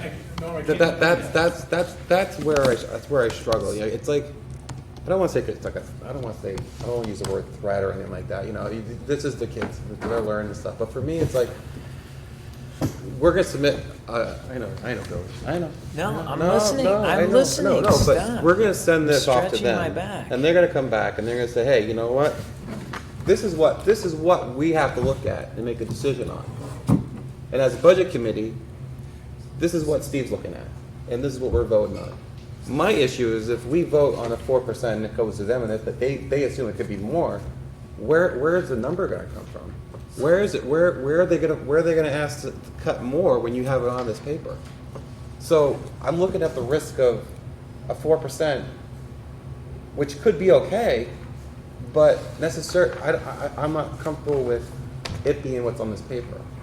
That's his. It's his job. Correct, but I don't want superintendent. to be locked in necessarily to.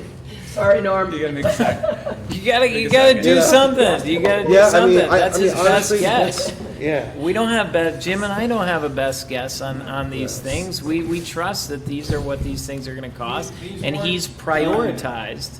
These weren't done to inflame.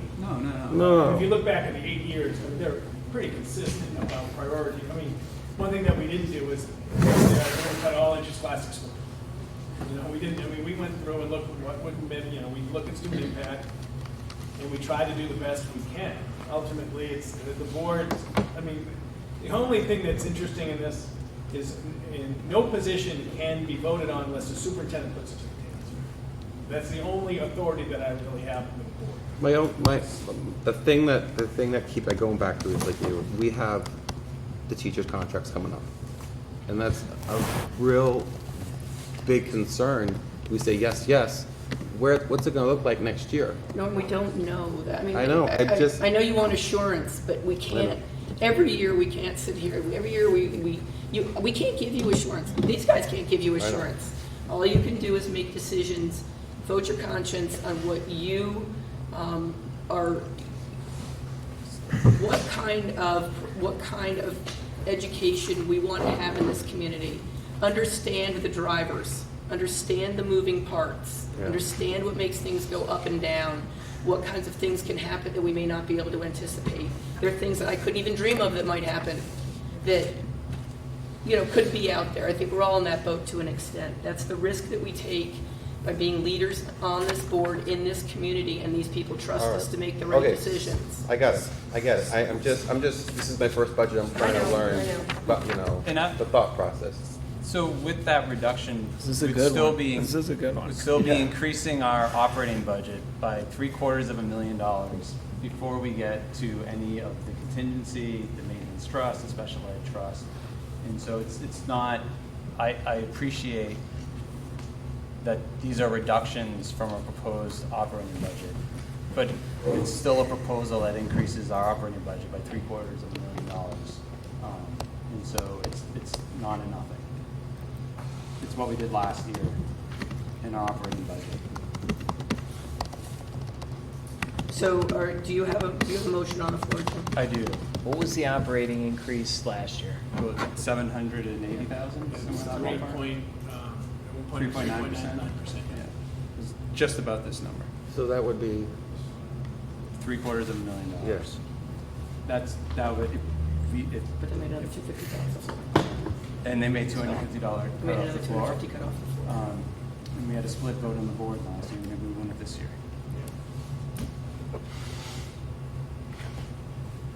So, sorry, Jim, so what is your motion on the floor?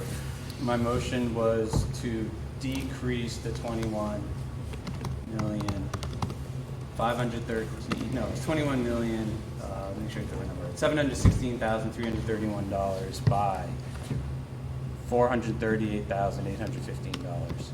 And 21,277,516.05. Is that your motion?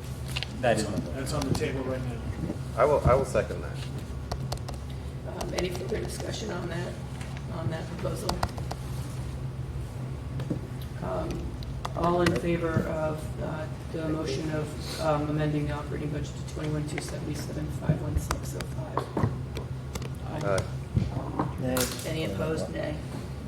All right, so again, because this motion fails, we're going to go back to the drawing board. So,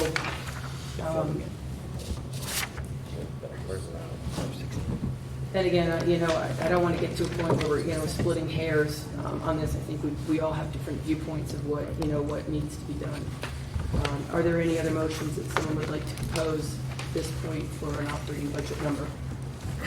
Sure, so I would make a motion that would reduce the proposed budget by $281,006.74. So that's, And when That would be the tier 2 cuts. Tier 1 and 2. and that was what I tier 1 and 2. Tier 2 is,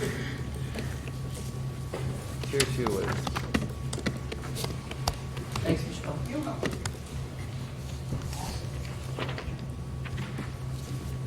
did you make a motion?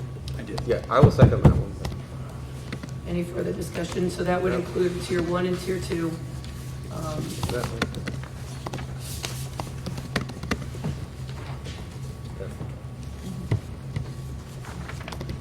Any questions on what is on those tiers before we vote? All right, take a vote. All in favor of reducing the budget to 21,435, 324.31. All right. Aye. And any opposed? Nay. Nay. All right, so I'll take another motion if someone would like to give one to amend the budget further. Does anybody have another motion they would like to put on the table? I do tier 1 and then tier 2, taking out the numeracy assistant and the second grade, 6th grade teacher. So, tier 2 is -3 -9. Numbers three and nine. Oh, I thought it was tier 1 and then adding to tier 1. All of the tier amount 2. of- Oh, -3 and 9. Excluding 3 and 9, Bill? Excluding 3 and 9. I think so. Tier 2.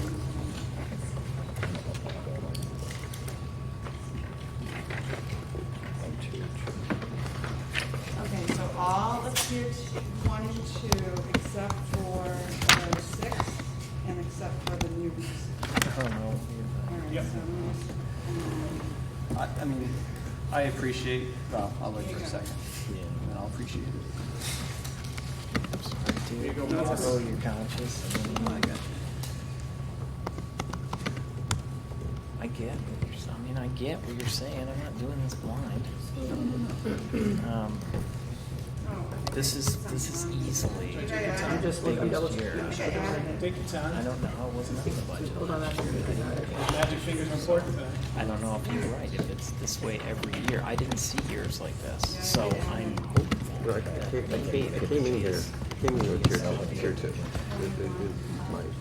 Really? You're talking about adding this not adding back very in. No, I'm not adding that. You don't put that in the contingency, that's fine.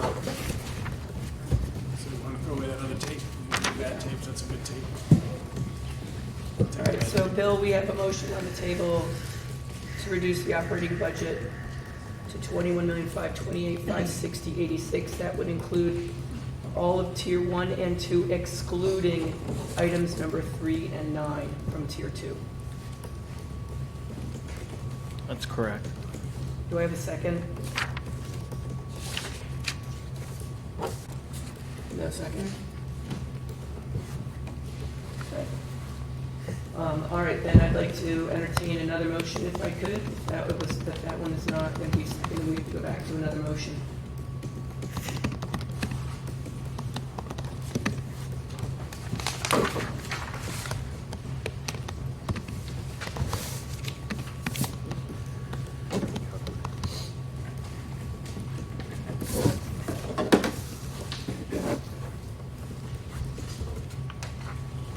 I'm sorry? Yeah, sorry, yeah. Why could you not wait for the fifth member? Have a special meeting tomorrow night, just have the fifth member here. Well, to be honest, we thought he was going to be, he did not say he wasn't going to be here, so otherwise I think we would have, tried to get this done, but at this point, yeah. Just wait until tomorrow and have another group just to kind of do it. Yeah, I mean, we could certainly consider, but it's not typically how we do things, but I understand it's a big vote. I know, it's a big vote. I totally understand. I don't know if it's like a school district meeting where you can not adjourn, but, you Right, because you gotta post for a You gotta meeting. post. Yeah. Suspend, table, whatever you gotta do to get Yeah. the fifth member, that's what it's supposed to be about. Right, well, and the challenge is the timing, obviously, because It's we'd unfortunate have, that Matt had a, yeah, we'd have to post the meeting if we were going to have another one. do you want to take a Westwood call, maybe if he's 15 minutes up the road? Yeah, I mean, I could try. I checked my email a few minutes ago to see, but I haven't checked my phone, so. We should be able to work through our problems.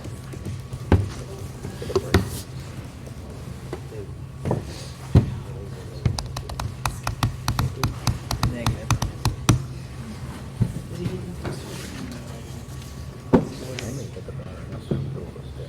So you don't, yeah, you are on paper. Think about what it does. Think about all your buddies there, and all your parents and stuff. But he said it's not going to be applied to all these. No. All right, gang, so right now, the last motion on the table by Bill was to reduce the budget. Oh, let me find my good tape. Should number them. I'm getting outside. To 21,528,560.86. No second. And there's no second on that one. Would someone like to make another proposal that,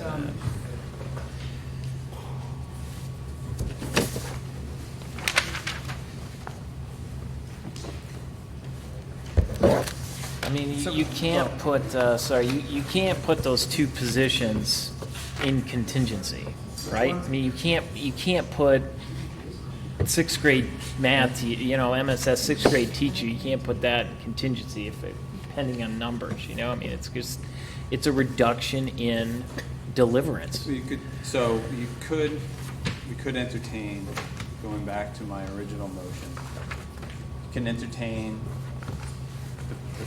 the 438 number, and then we could talk about contingency. Well, how about, I don't know what the math would be. It's the 438 minus the 70 for the sixth grade. But that doesn't have, I don't think that position is numbers bearing as much, right? I mean, sixth grade. Sixth grade, right, it's a pedagogical choice, it's not having math teachers teach, it's having a math teacher teach math, but science and social studies would be shared. It would not be direct instruction, something that it would be You were trying to say. change in our goal of best practice. Right. I mean, So, this I guess what I'm suggesting is,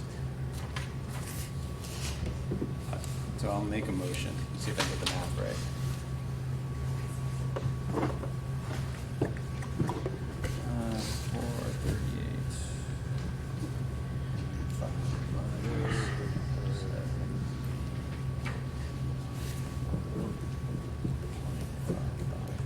So I'd make a motion to reduce the proposed budget, the $21 million number, by $368,723.45. And so that would include everything in tier 1, 2, and 3 except for the 6th grade teacher.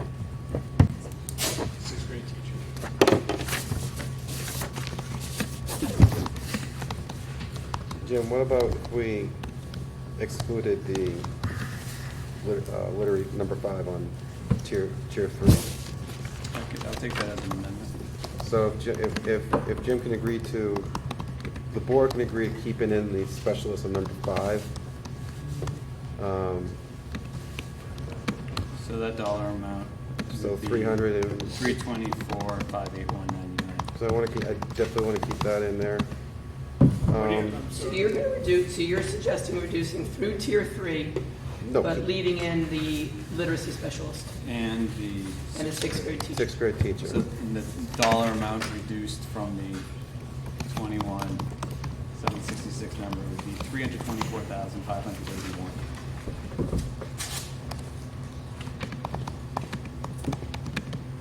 So that would be what percentage on the tax rate? Can someone tell me? I just want to have. It would probably be like 4.5%, maybe a little higher than that. So PE, science, reading, music, social studies, business, all that. They would be Nice, reduced. nice. No, wait, touch. serious. Hold Nice on, touch. hold on, Bill.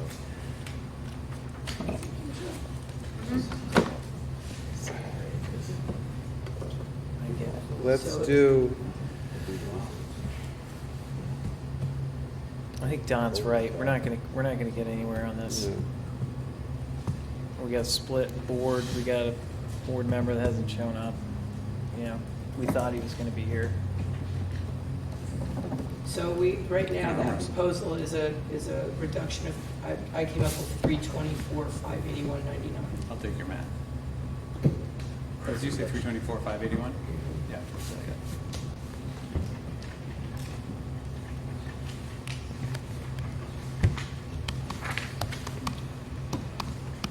So on that motion, we need a second. Discussions first. You have to be second first.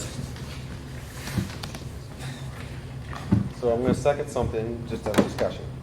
Second what? You second Jim's Jim's motion of reducing it by 324,581.99. And that would eliminate music, social studies, and business. It would No, no, no, eliminate, eliminate it would eliminate sections. Sections. Yep. You say science? Science, yep.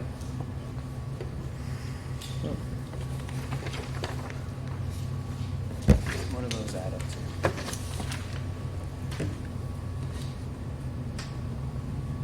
Let's see.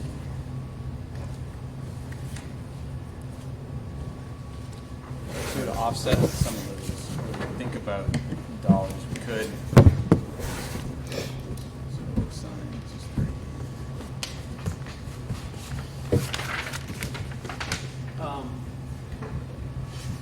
Just to throw, you might as well throw something in the mix. When you reduce a full-time teacher to less than a full-time teacher, many teachers leave because they need full-time benefits and full-time fees. This cut would reduce a full-time teacher. And then sometimes when you reduce a full-time teacher and you hire a part-time teacher, that part-time teacher can actually be more expensive than the one that you got. That happens. So that's something that's always, That would be on 6, 7. That'd be on 6, 7, and 8, correct? What you're talking about? and not to get too specific, but it would be in that genre. So if we amended, and Jim, I'm not trying to push the envelope for you, but if we amended those back in, and I don't want to cut. So those positions total about almost $100,000, 96. No. Yeah. We're talking about 6, 7, and 8, right? We're talking about. Well, and then I added in 3 and 4, science. 2, 3, and 4. I added science, reading, 6, 7. It was 97, 96, 7, 93. The other, it's not part of the operating budget, but for discussion. The other options I brought up is to remove the 50,000 from contingency, the 40,000 from the special ed trust, and then 35,000 from the maintenance trust, and so that's 125. Just trying to get to a percentage place. If we agree to those, we can add those other costs back in. I guess we use those, we should be reducing from. We cut from special ed last year, right? No, we haven't cut from special ed. We used some of the special ed trust Okay, fund, yeah, that's but right. we haven't added to the fund since 2015. We haven't reduced it other than 40,000 this year. So, And so it's sorry. not a reduction, it's just not adding to the trust. Which, again, we have. Calculated risk. So we have a motion on the floor right now to reduce it by 324,581.99 to a new operating budget, revised operating budget of 21,391,749.06. All in favor of that revised budget number? Yea or nay? Yea or nay, again? That was your 324. I know, I was trying to get people to talk about something. No one is Okay. in favor of that. All right, so I'm going to put another proposal on the table. One is to see if we can move a little bit closer to each other on this. And also, but it is with the caveat that we're going to be talking about contingency. And that is that moving into tier, and I'll be honest, I'm not comfortable with this. I'm doing this because this board needs to approve a budget. And I think we need to move closer together to do that together. But moving into tier 2 would be to reduce those items on tier 2 with the exception of the 6th grade teacher. But I will tell you right now, I will propose to move the numeracy assistant to contingency. Because I really feel strongly about that position and what it's done for our district in the past. So what that would do is that would be reductions of, I just put the wrong number. What'd you come up with, Michelle? 21,505,452. What's it again? 21? So what is this one?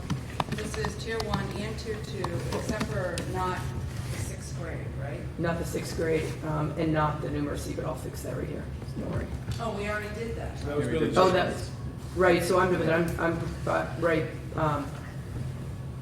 okay, that's true. So. So your number was mine, Yeah. adding back the numeracy and So just 6th adding grade back the to 6th grade contingency. teacher. Yeah.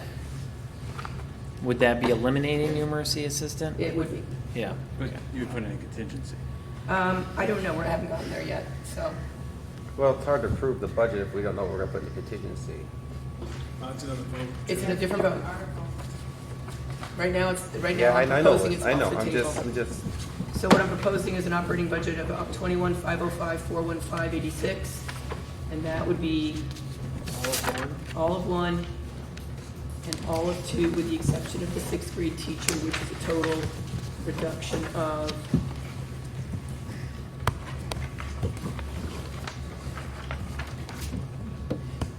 $210,915,19. Does that sound about right, Michelle? At Billy's?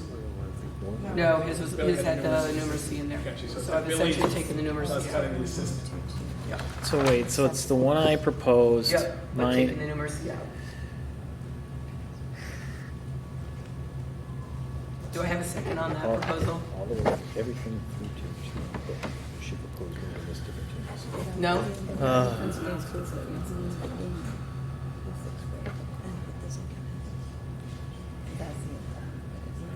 No second? I can't do No that. second. So,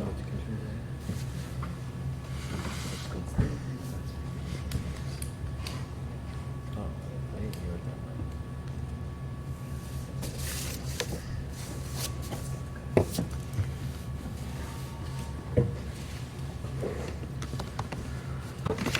what is your threshold for cuts? What is your threshold? What is your number? And I'm not talking details of items and things like that, but what is your number in terms of dollars? So I think I started off suggesting to try to get on the budget to around 4%, and then knowing that we'll have other items to add into there seems like a reasonable approach, knowing that we have, again, I feel like a broken record, so we have $641,000 of money that's not going to be available to us, and without that 641, our current proposal at 12%. And so somewhere in there, it feels like we can make some reductions in the dollar amount of the $1.2 million, a little less than $1.2 million that we have proposed here in new expense spending, along with revenue drop-offs that we're experiencing, in order to get us to a place where we can at least start thinking about sustainable budgeting moving forward, which is really challenging. It's really hard. But last year, this board bid off a very large, $10 million bond that we're going to start paying on in full next year. That is going to be $800,000. That's not contained in this year's budget. And so, I mean, this is, again, I use the word, this is a real pickle. This is a real pickle. And so to me, 4% budget increase, which is $750,000, which is what we approved last year with the divided board, because we thought that was a very large dollar amount to ask taxpayers for. Which then the taxpayers felt it was large enough to reduce it by $250,000 on the floor. That feels to me like a prudent approach, and it sucks. I'm not doing this lightly, but we have a revenue problem. We have an expense problem, and I just think that is a point. $750,000 increase year over year seems like it feels like something that we can absorb and move forward with. While there's going to be setbacks, I appreciate that. I also appreciate we need to move forward, and it feels like moving forward with what we proposed last year and still got shot down on the floor. It feels like a prudent approach. Maybe we could have a unanimous vote on it.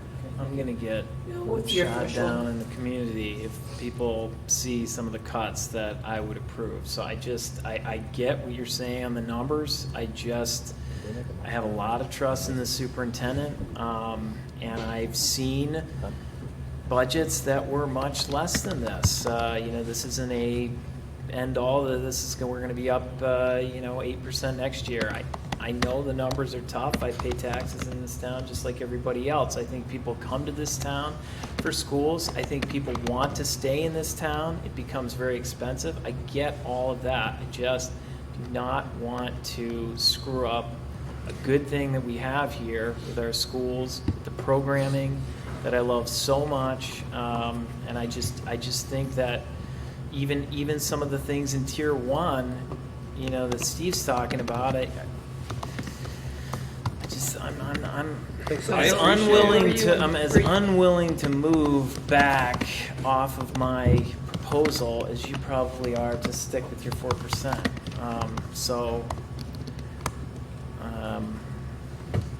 Can we get to around 4.5? So, but I agree with you on I know where you do. where you're coming. I know. I agree with you.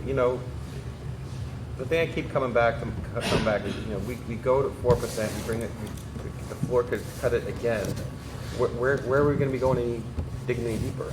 Where else are we going to cut? I mean, I guess it's a risk when you approve a budget, you send it, and then the floor could potentially cut it. Are we going to be in tier 5? How many tiers? Tier 4.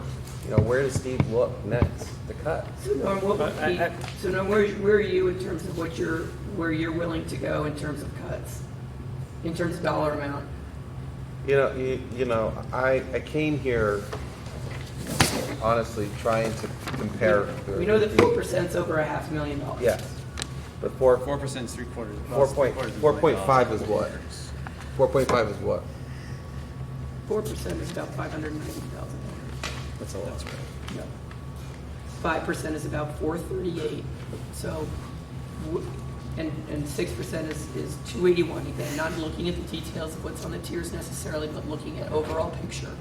I think we've got to get to a number where this board can at least have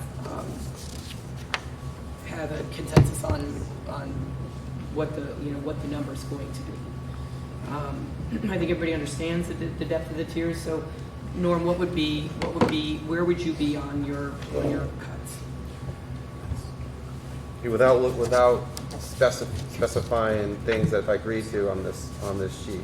You can't have your cake and eat it too. I know. Okay. Bill, where would you be? Where would you be? I already made my proposal. I would cut all of tier 1, and I'd cut tier 2, keeping in the 6th grade teacher and the numeracy assistant. Those are things that I would keep in. That's the number I proposed. I just that's where I'm at this stage of the game. And Norm, what about you? I came in. Just the number, Norm, please. Huh? Just the number, please. Yeah. Okay. My number to be comfortable would be.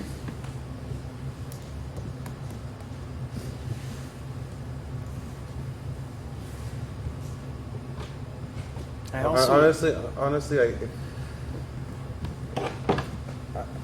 what's 350? I also respect tremendously that gives us having to deal with the budget committee. He's got to go vet this with them. I get that. Well, I mean, there's the budget committee, and then There's the community. I get that too. there's, I understand that. And again, I mean, we're receiving a one-time payment, $640,000, which I think there's a strong urge that money be used to make one-time investments in buildings and special education, which again we're not able to do. So we also have to talk to the community about the fact that we got $650,000 that we're rolling into an operating budget. Get it all. So I mean, it's a struggle. This is a big challenge, and it's if we didn't receive that cash, we'd be looking at a 12%, and I don't think any of us sitting here would be comfortable with a 12% budget increase. And so we would be looking through this list, making reductions. Maybe we would be comfortable with 12%. I don't know. So, what I may do is recommend that we take a few. Matt is literally minutes away, so we've asked him to come over so we can brief him quickly on the situation, because I think we need to have a 5th person here for this vote. I appreciate you guys being patient, but I think I would feel better as the chair to make sure Matt's. Because I think this decision is going to be difficult to come to with 4 of us. I don't know where Matt stands on how much he's sort of in the loop on what we've done, but I can take a couple of minutes and bring him up to speed as to where we are, and let him, and then we'll put a proposal, another motion on the floor. I don't believe we have any motions. I've lost track. I don't believe we have any motions on the floor right now. Do we do a quick break? You want to do a? Yes. Quick break. And then we'll reconvene in a couple minutes when Matt gets here, and then I'll bring him up to speed as to where we are, and we'll put someone put a proposal on the table, and we'll take a vote and see if we can get to a place that we can approve a budget.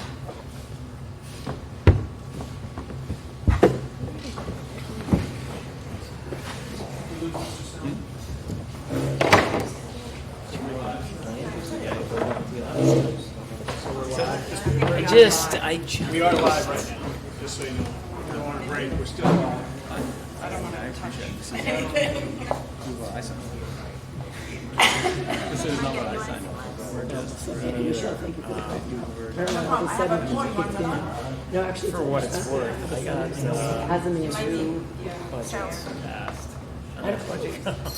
Not one, but 2. Maybe. Yeah, and they're all good. They're all like 3-4% or something, which is where I get that. This is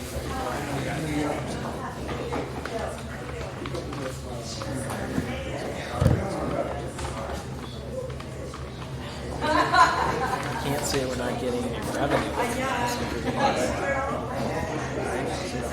Well, I don't know, but I see it in the tiers. I see it all here. You know what I mean? Like I get nervous if I start talking about music, and I don't know. Is there any other place? I don't. But we're not. I mean, there would be reductions, but we're not eliminating music. But you're moving a music teacher. You're gonna lose them. You're gonna move them to like part time. and they're not gonna. I'm telling you, you raise it locally. This is why people came into town for the schools. You know? So, I agree with you, but if we learn with, again, I just think we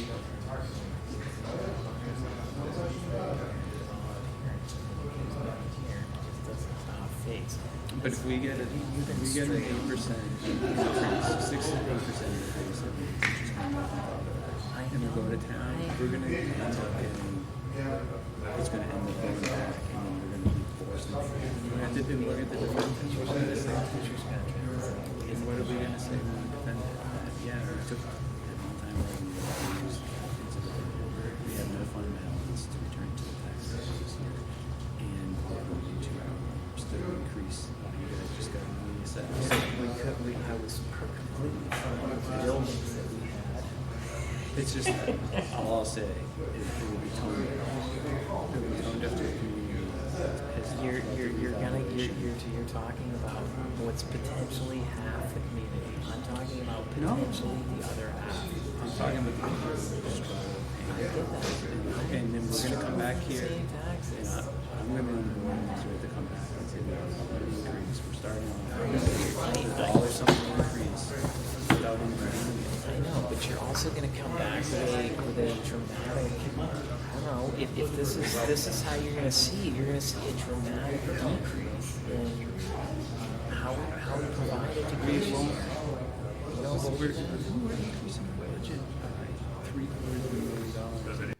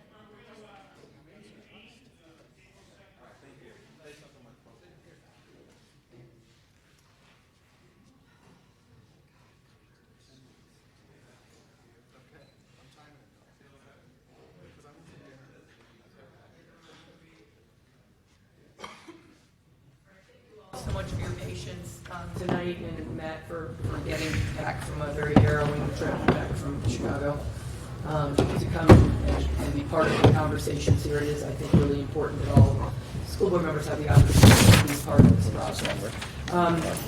So where we've left off is we've had a number of motions on the table ranging essentially from a cut of around $187,000 to a reduction of up to $438,000 by different board members. I'm going to make a motion to, I'm going to put a motion on the table right now to essentially just start that conversation. And that is to move to reduce the operating budget by $250,000. Which would mean that the operating budget would be, so is Michelle with her tape? Yeah. 250. Which would make the revised number $21,466,331.05.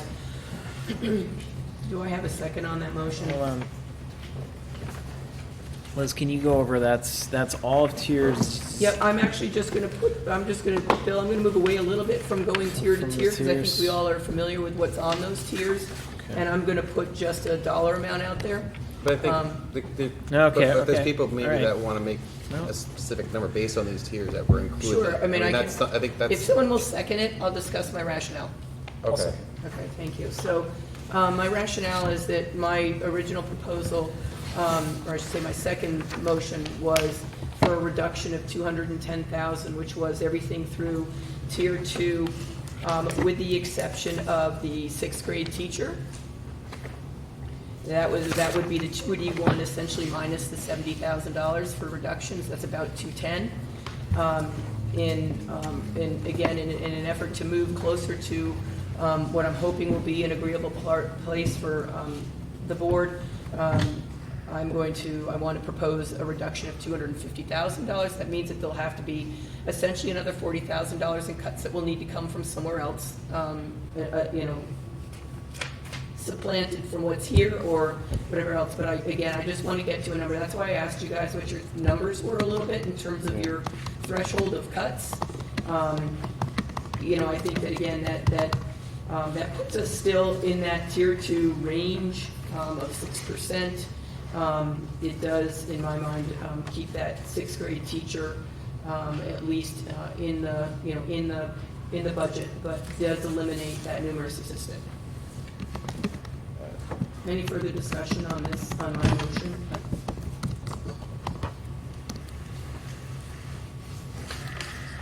The only item for discussion, if this motion doesn't pass, I have another motion that I'll make. Okay. I'd be willing to hear the second. I would like to hear.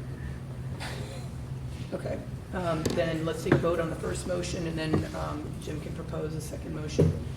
All in favor of my motion to approve a revised budget of $21,466,331.05, which is a reduction of $250,000. All in favor? Aye. Any opposed? Oh, I just want to hear, sorry. Motion fails. Okay, go ahead. So what I'm gonna get the numbers wrong, but Michelle has her calculator, so she'll help. So I'm gonna make a motion to reduce the $21 million number that we were talking about by $324,018 until $324,018. I'll describe what is in that. So it would be all of tier 1, which I think we've all spoken about and generally in favor with. It would include all of tier 2 except for the 6th grade teacher. And then in tier 3, it would include everything except for the reading, the quarter reading, and then music.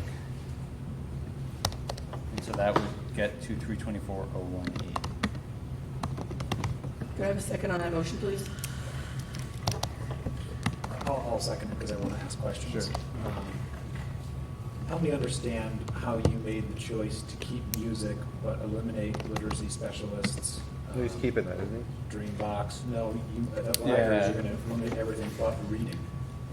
No, music is kept. I'm sorry, reading and music. yeah. Reading and music is kept. Because I was talking to Bill and he made a case for music and he wanted to keep it, so, which I appreciated. And I think part of it was it's hard to hire a music teacher part-time. And so this would reduce the section and reduce all This is a of it. plus contract. So just to keep somebody even, 100%. This is a plus Would be- Right, so it eliminate the plus contract. So it would still be a full-time. Correct. Music teacher. Correct. Jim, what about including Dreambox learning? And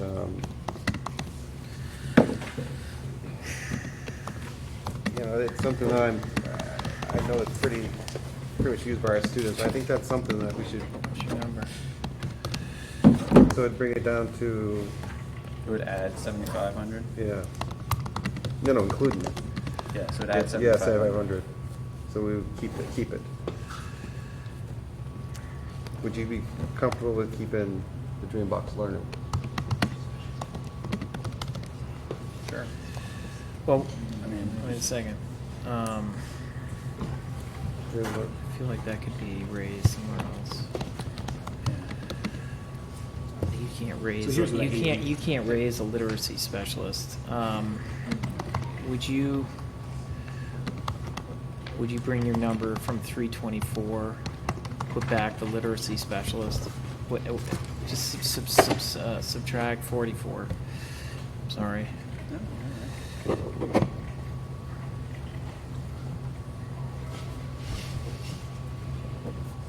So where are you, Bill, on? 279, 876.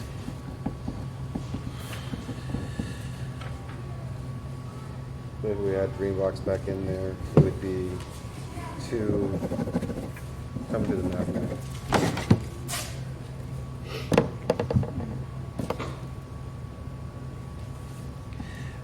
So Bill, you're suggesting that adding back the $44,000 of the literacy specialist? Yeah, to Jim's number. But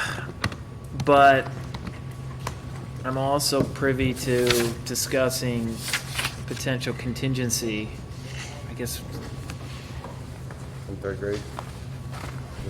So the issue with that too, though, Bill, you have to remember is, Yeah, I if get this it. is in, so Steve, clarify this for me if I'm speaking out of turn here.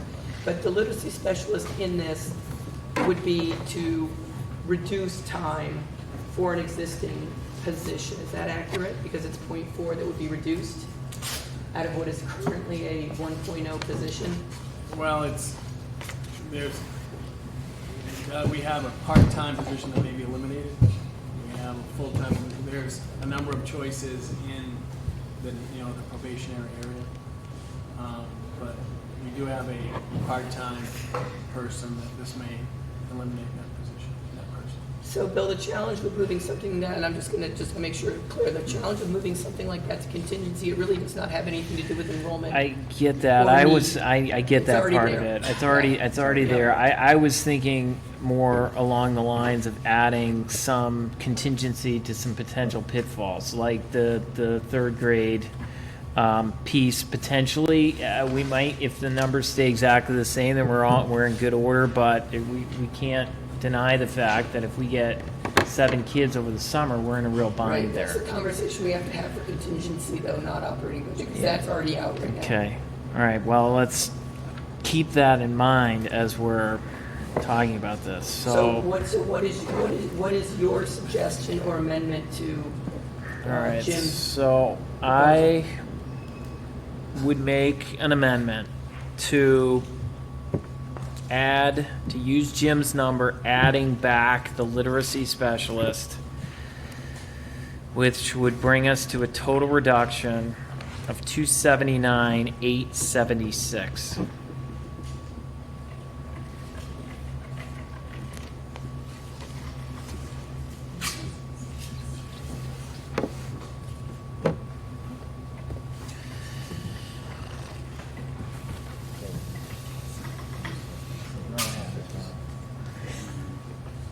You're not happy about it.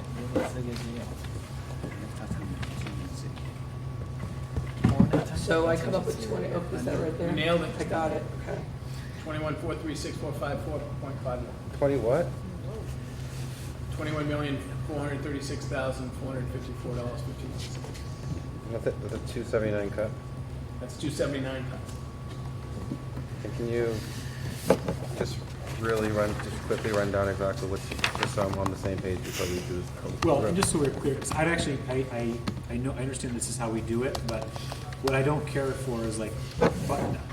I don't like the idea of us saying, no, we're gonna eliminate green box. Yeah. But I think what I feel comfortable with is the way that Liz said, we were recommending a cut of $250,000. We have trust in the superintendent and the administration to make cuts where they feel they would be least impactful. So I understand, so if you wanna know, I mean, how he got to that number, I think it's important, but I don't think, we're not saying that the school will not buy green box next year.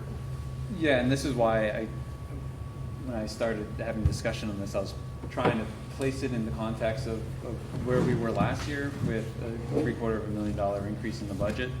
That was so controversial last year when we moved there to try to get to a point where that was sort of where we're trying to get to that same number. I would be comfortable with the $750,000 budget increase, which would be about 4%. And so this proposal for 324 would be still more than that. But that's where I started trying to get to a percentage, knowing that things like Dreambox, there'd still be a lot of discussion about how things fall within that, but that would be sort of a target number, 4% before we even start getting to the teacher's contract, contingency, or anything else as sort of a starting point for our operating budget. And then we started to get, I think, caught up in the tiers, but I think that was my sort of philosophical starting point, just so that we can. And that felt fair because that's where we came to last year as a board after a lot of consternation. And it was still cut on the floor by $250,000 because the community felt that was still too high. So I think even with a $750,000 increase, we still have to, as well as the teacher contract and others, we're still going to have challenges ahead of us. And so I think going forward with more than that, just presents a lot of challenges, I think, for the board and for the community. And I would rather go with a pretty united front rather than not. So to me, $750,000 felt like a reasonable number, 4% number that is still quite high, considering we have a whole bunch of unknowns in next year along with the bond in no state aid. But I think I still think that Steve's, I think the tiers are relevant. You can't, you can't have your cake and eat it too. These are suggestions that Steve would probably, the impact of cutting, the budget that he's proposing to us. Trying to put some sort of feeling on what that's going to look like. So,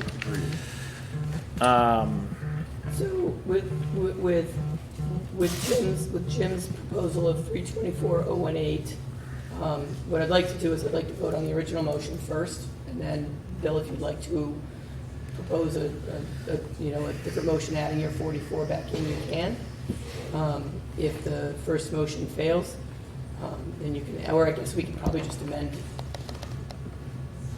No, let's just do clean. Let's just do clean. So we're no longer looking at what we're cutting. We're just going with a number, like Matt said. No, you can look at it any way you want. Yeah, but Norm, these are lists of things that Steve's going to have to look at, in terms of doing. This is sort of his priority. Is he going to flip on Dreambox? Potentially, but that's. We know that a 6% increase is about a $281,000 cut. That's what we know. A 6% is 281. 6% gets us $281,000 cut, roughly brings us to 6% on the tax rate. So, all in favor of Jim? I'm sorry, I just need to ask the appetite for contingency. I'm just trying to understand, because if you're voting 324 cut, and you're planning on putting a large number of these items in contingency as part of this recommendation, I just think it's helpful to know. And I don't know, I'm sorry. No, that's okay. Go ahead and clarify that before you vote. I guess I would consider contingency. I wouldn't consider a large amount in the contingency. I think we had a discussion, at least my feelings off the bat. With the 50? it just feels like we're in a challenging situation. We ought to be clear what we want to have in the budget and what may fall outside of it, rather than trying to move everything, that putting the hard choices in the contingency. So I'd be willing to entertain, I think, the $50,000 or for the third grade, but I don't want to start putting the literacy and the science into a contingency, because that just feels like we're just going to sweep that back in. So. Okay. So I'd like to take a vote on the motion to reduce the operating budget by $324,018 to a revised amount of $21,392,313.05. All in favor? Aye. Any opposed? Nay. Motion fails. Bill, would you like to put a motion on the floor for a revised amount? Yeah, I Amended do a amount? revised amount, adding back the literacy specialist there, 44,141.46, reducing the budget by 279,876. Sorry, did you give the revised amount? I can give it to you if you need it. It's 21,436, 454.51. Could I have a second on that, please? Second. So this would be a standing, 240, what is it? It's essentially $280,000 cut? So basically, I know it's just an inch, but all tier 1 and 2. roughly. Yeah. Roughly.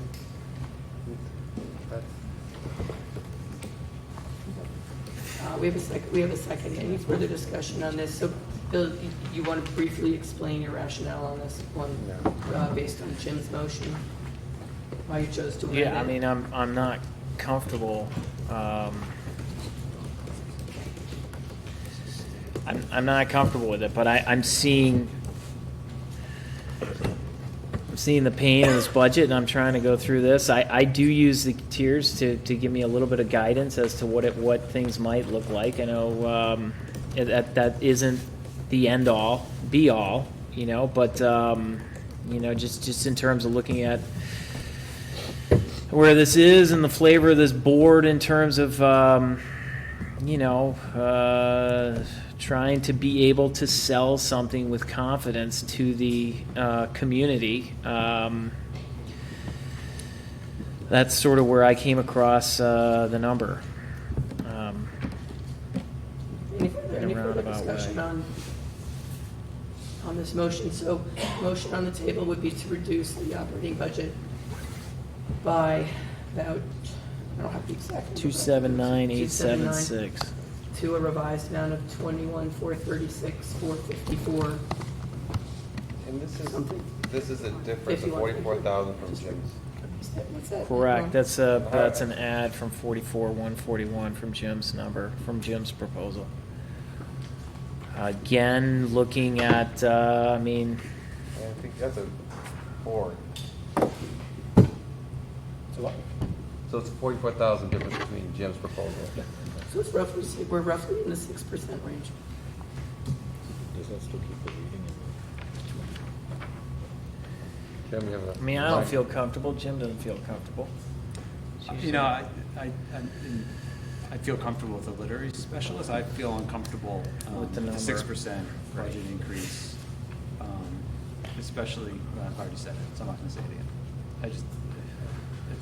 It's high before we start getting into teachers' contracts, contingency costs, maintenance trust accounts. So. Any other? But you made the motion for 279. I made the motion. He was at 324. So the You motion must split on the the, floor would you is split the 279. difference? And go with confidence? You want to split the difference? I'll do 300. So but first I'd like to finish the motion that's on the floor. Would you consider 300? Guys? Yeah, I'd like to finish the vote on the motion that's on All the right, I floor. made a motion. Unless you choose to revise your own motion. Who wants to revise it? But I think it'd be best just to vote the motion first. And then All right, I'll vote the motion first, the 279. Okay, so the motion is to revise the budget to 21,400. Yeah, take that back, Liz. I'll revise it to 300,000. Sorry.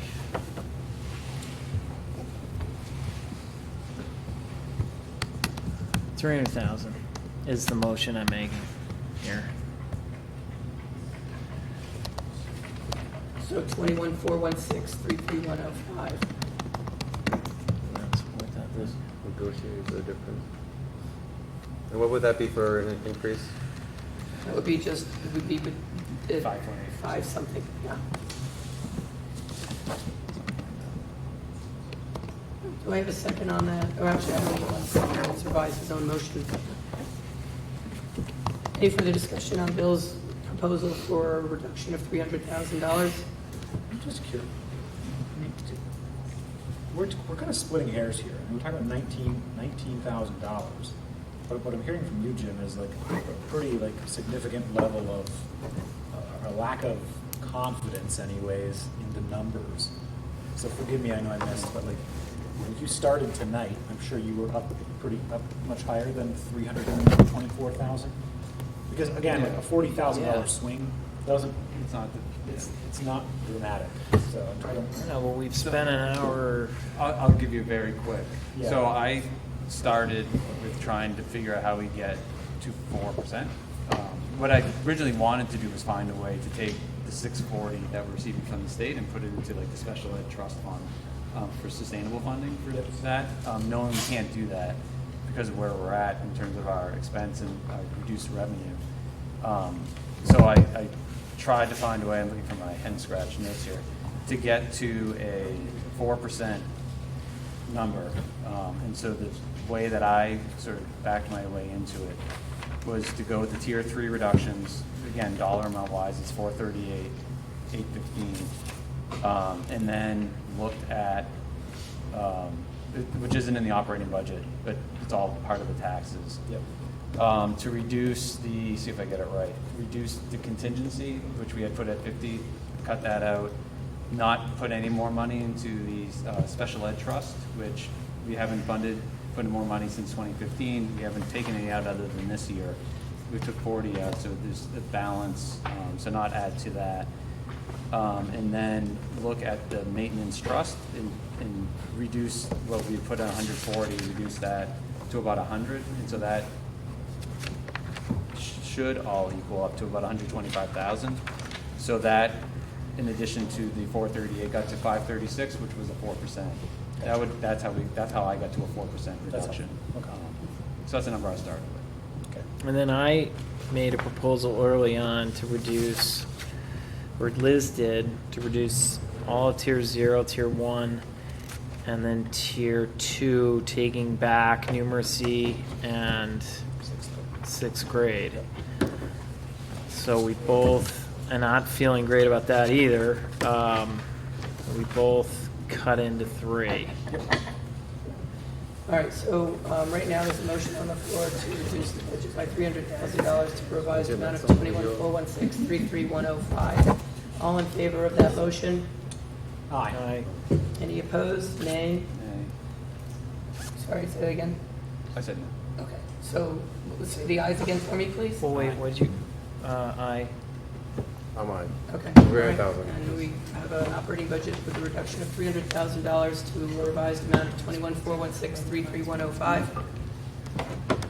Thank you guys for working hard at that.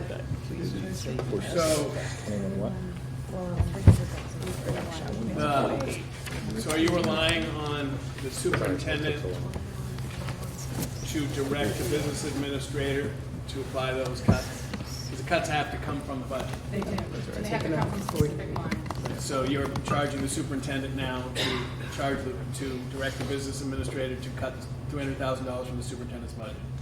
Certainly based on the tiers, but it has to be cut. This isn't, you can't just take $300,000 from the bottom line. It's going to be all the function codes. It's all going to be, because it's got to be sent to budget. Correct. So you are charging the superintendent to cut $300,000. At your discretion. That's, okay. All right, so moving on to the contingency fund. We've had a lot of discussion already about the contingency fund. I'm going to make a motion, put it right onto the floor for discussion. I'm going to move to propose a contingency fund of $150,000 once the motion has been seconded. If it's seconded, I will I'll discuss how I came to that number. Second. What's the Thank you. number? I'm sorry. So there's a motion on the floor to propose a contingency fund of $150,000. And my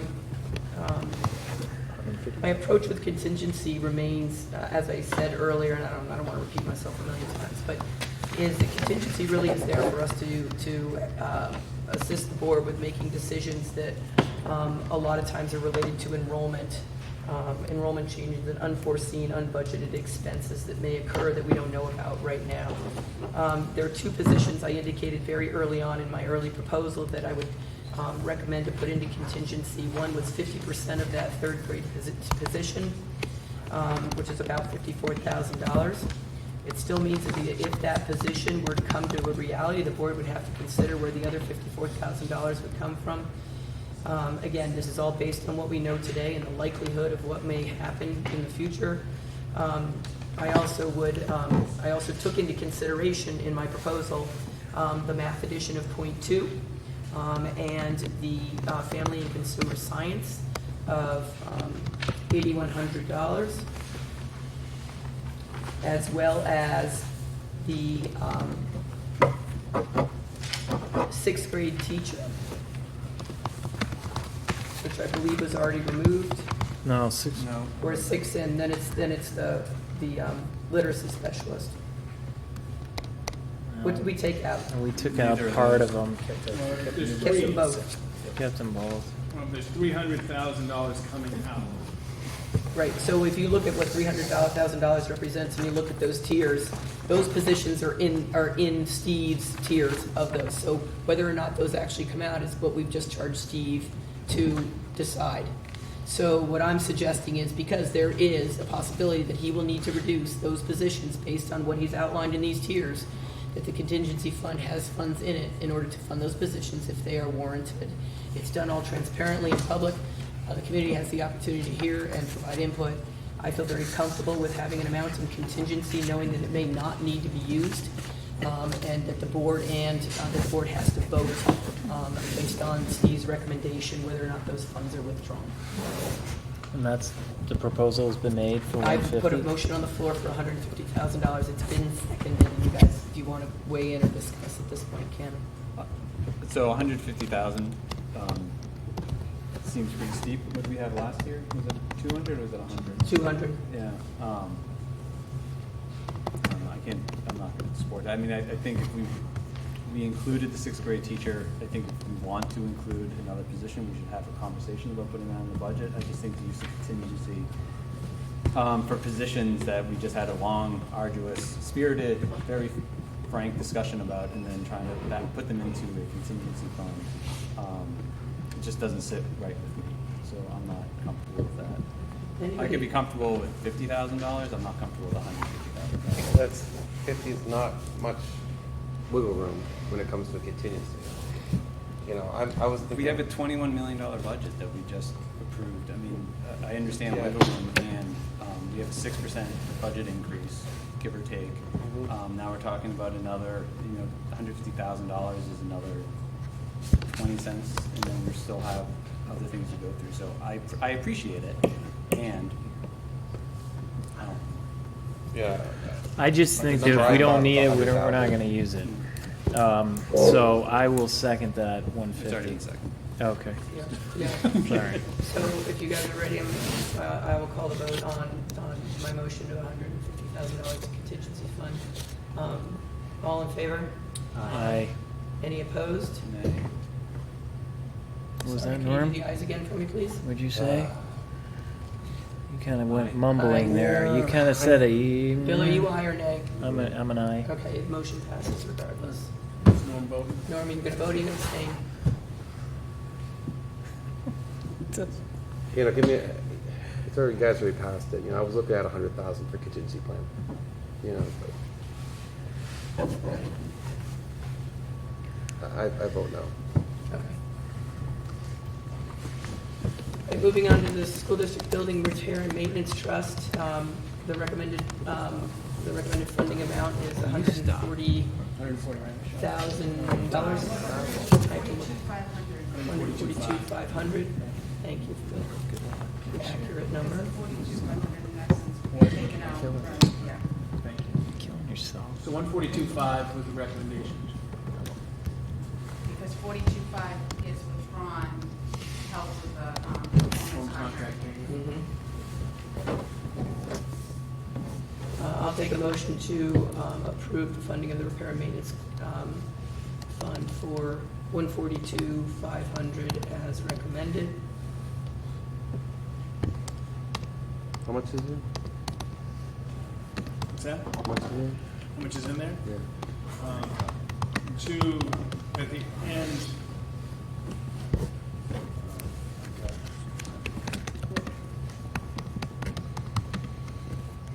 So, And you said 42.5 was the performance contract, Yeah. Michelle? so if we go,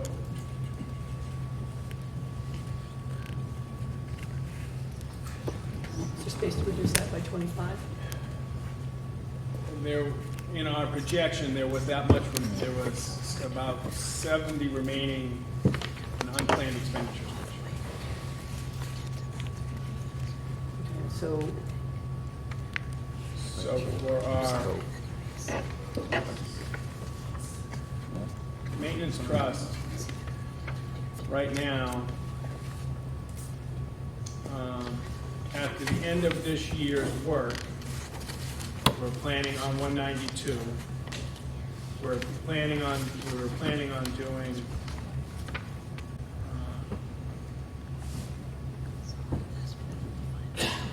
paving, furnishing,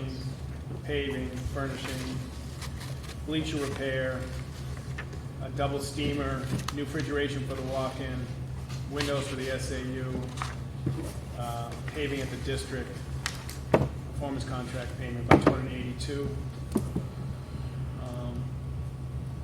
That was at 100. If 140,000 goes in, we would have 50,000 left if we did all that work. So it was actually should be 142.5. I can change that.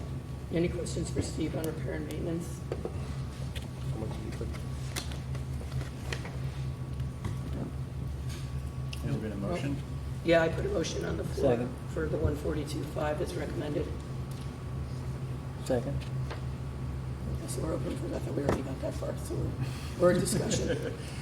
Discussion questions for Steve before I call the vote. I'm kind of doing this a little bit out of order. We're taking care of each action item as we go along instead of doing them all at the end. Yeah. It was not by design, it's just the way That's all things good. are happening. Oh, you're doing great. So my only discussion is earlier I just made I made a mention as a way to save $125,000, which would be to fund this at $100,000, and then when we get to the other special ed trust, we reduce that as well. So if you funded it at $100,000, We'd still be able to get all the work done that we have proposed for next year. We would just end the year with a lower balance. We'd still get all the work done. We're gonna have to raise it in future years.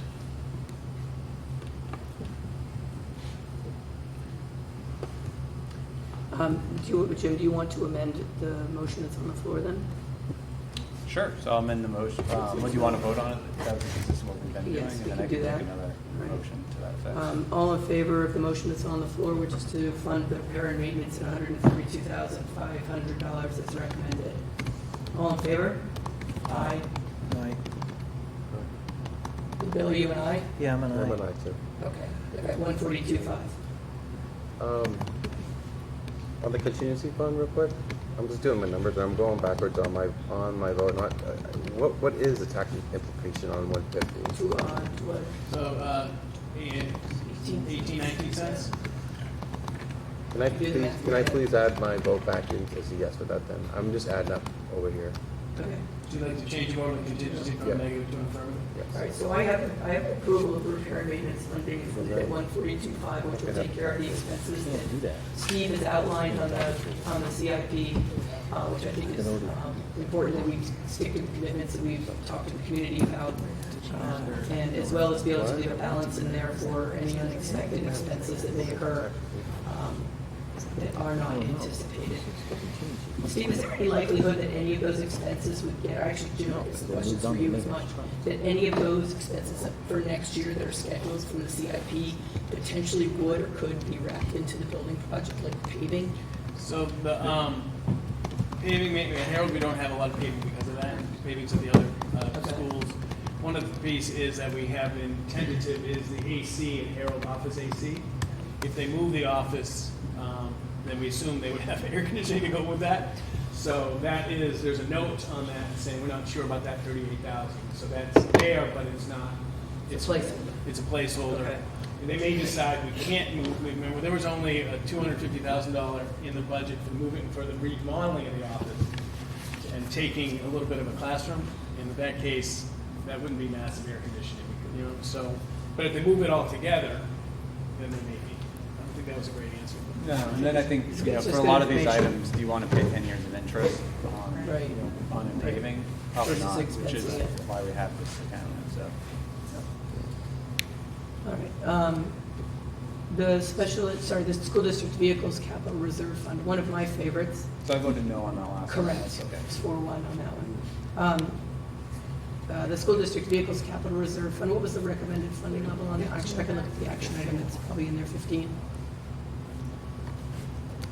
On this one, do we, I don't know the state of the vehicles, do we have to make that Yeah, we provision? definitely, we're like, That one's ready to go. well, the Twinkie, that we call Twinkie, we've been nursing that along for a while now. We really can't. It's also not wheelchair accessible. Oh, I'm sorry. So we're really in a difficult That's situation. fully If anything accessible. happens to the other bus as well, we just have no options. I'm sorry, I should have started by saying that the FY22 purchase, the $23,000 purchase is that one. Well, that's the maintenance vehicle. That's a maintenance vehicle, yeah. Yeah. We're monitoring that one. Is that one ready to go? We're But not at some sure. point, we will have to replace the Yeah. van. We'll be looking probably more towards a truck than a van. Right. So we have to Just evaluate power that stuff. still. It's just with the new facility director that hasn't been something that we. It's low miles, but it's heavy use. But it's not falling apart. No. Yeah. We had to paint it. No, it will. Well, no, because it's just those. Just continuing the process that we're doing right here, I'm going to make a motion that the Hopkinton School Board approve the recommended amount of $15,000 to be placed into the school district vehicle replacement. There we go, not repair. No, but I was thinking it, that's why I should not think. If I say you don't want to. No, the Vehicle Capital Reserve Fund, there we go. As recommended. 15K. 15,000 is the recommended amount. Do I have a second on that? Any other discussion about that? Again, that's outlined in the supporting information as far as the replacement or the replacement cycles of those vehicles.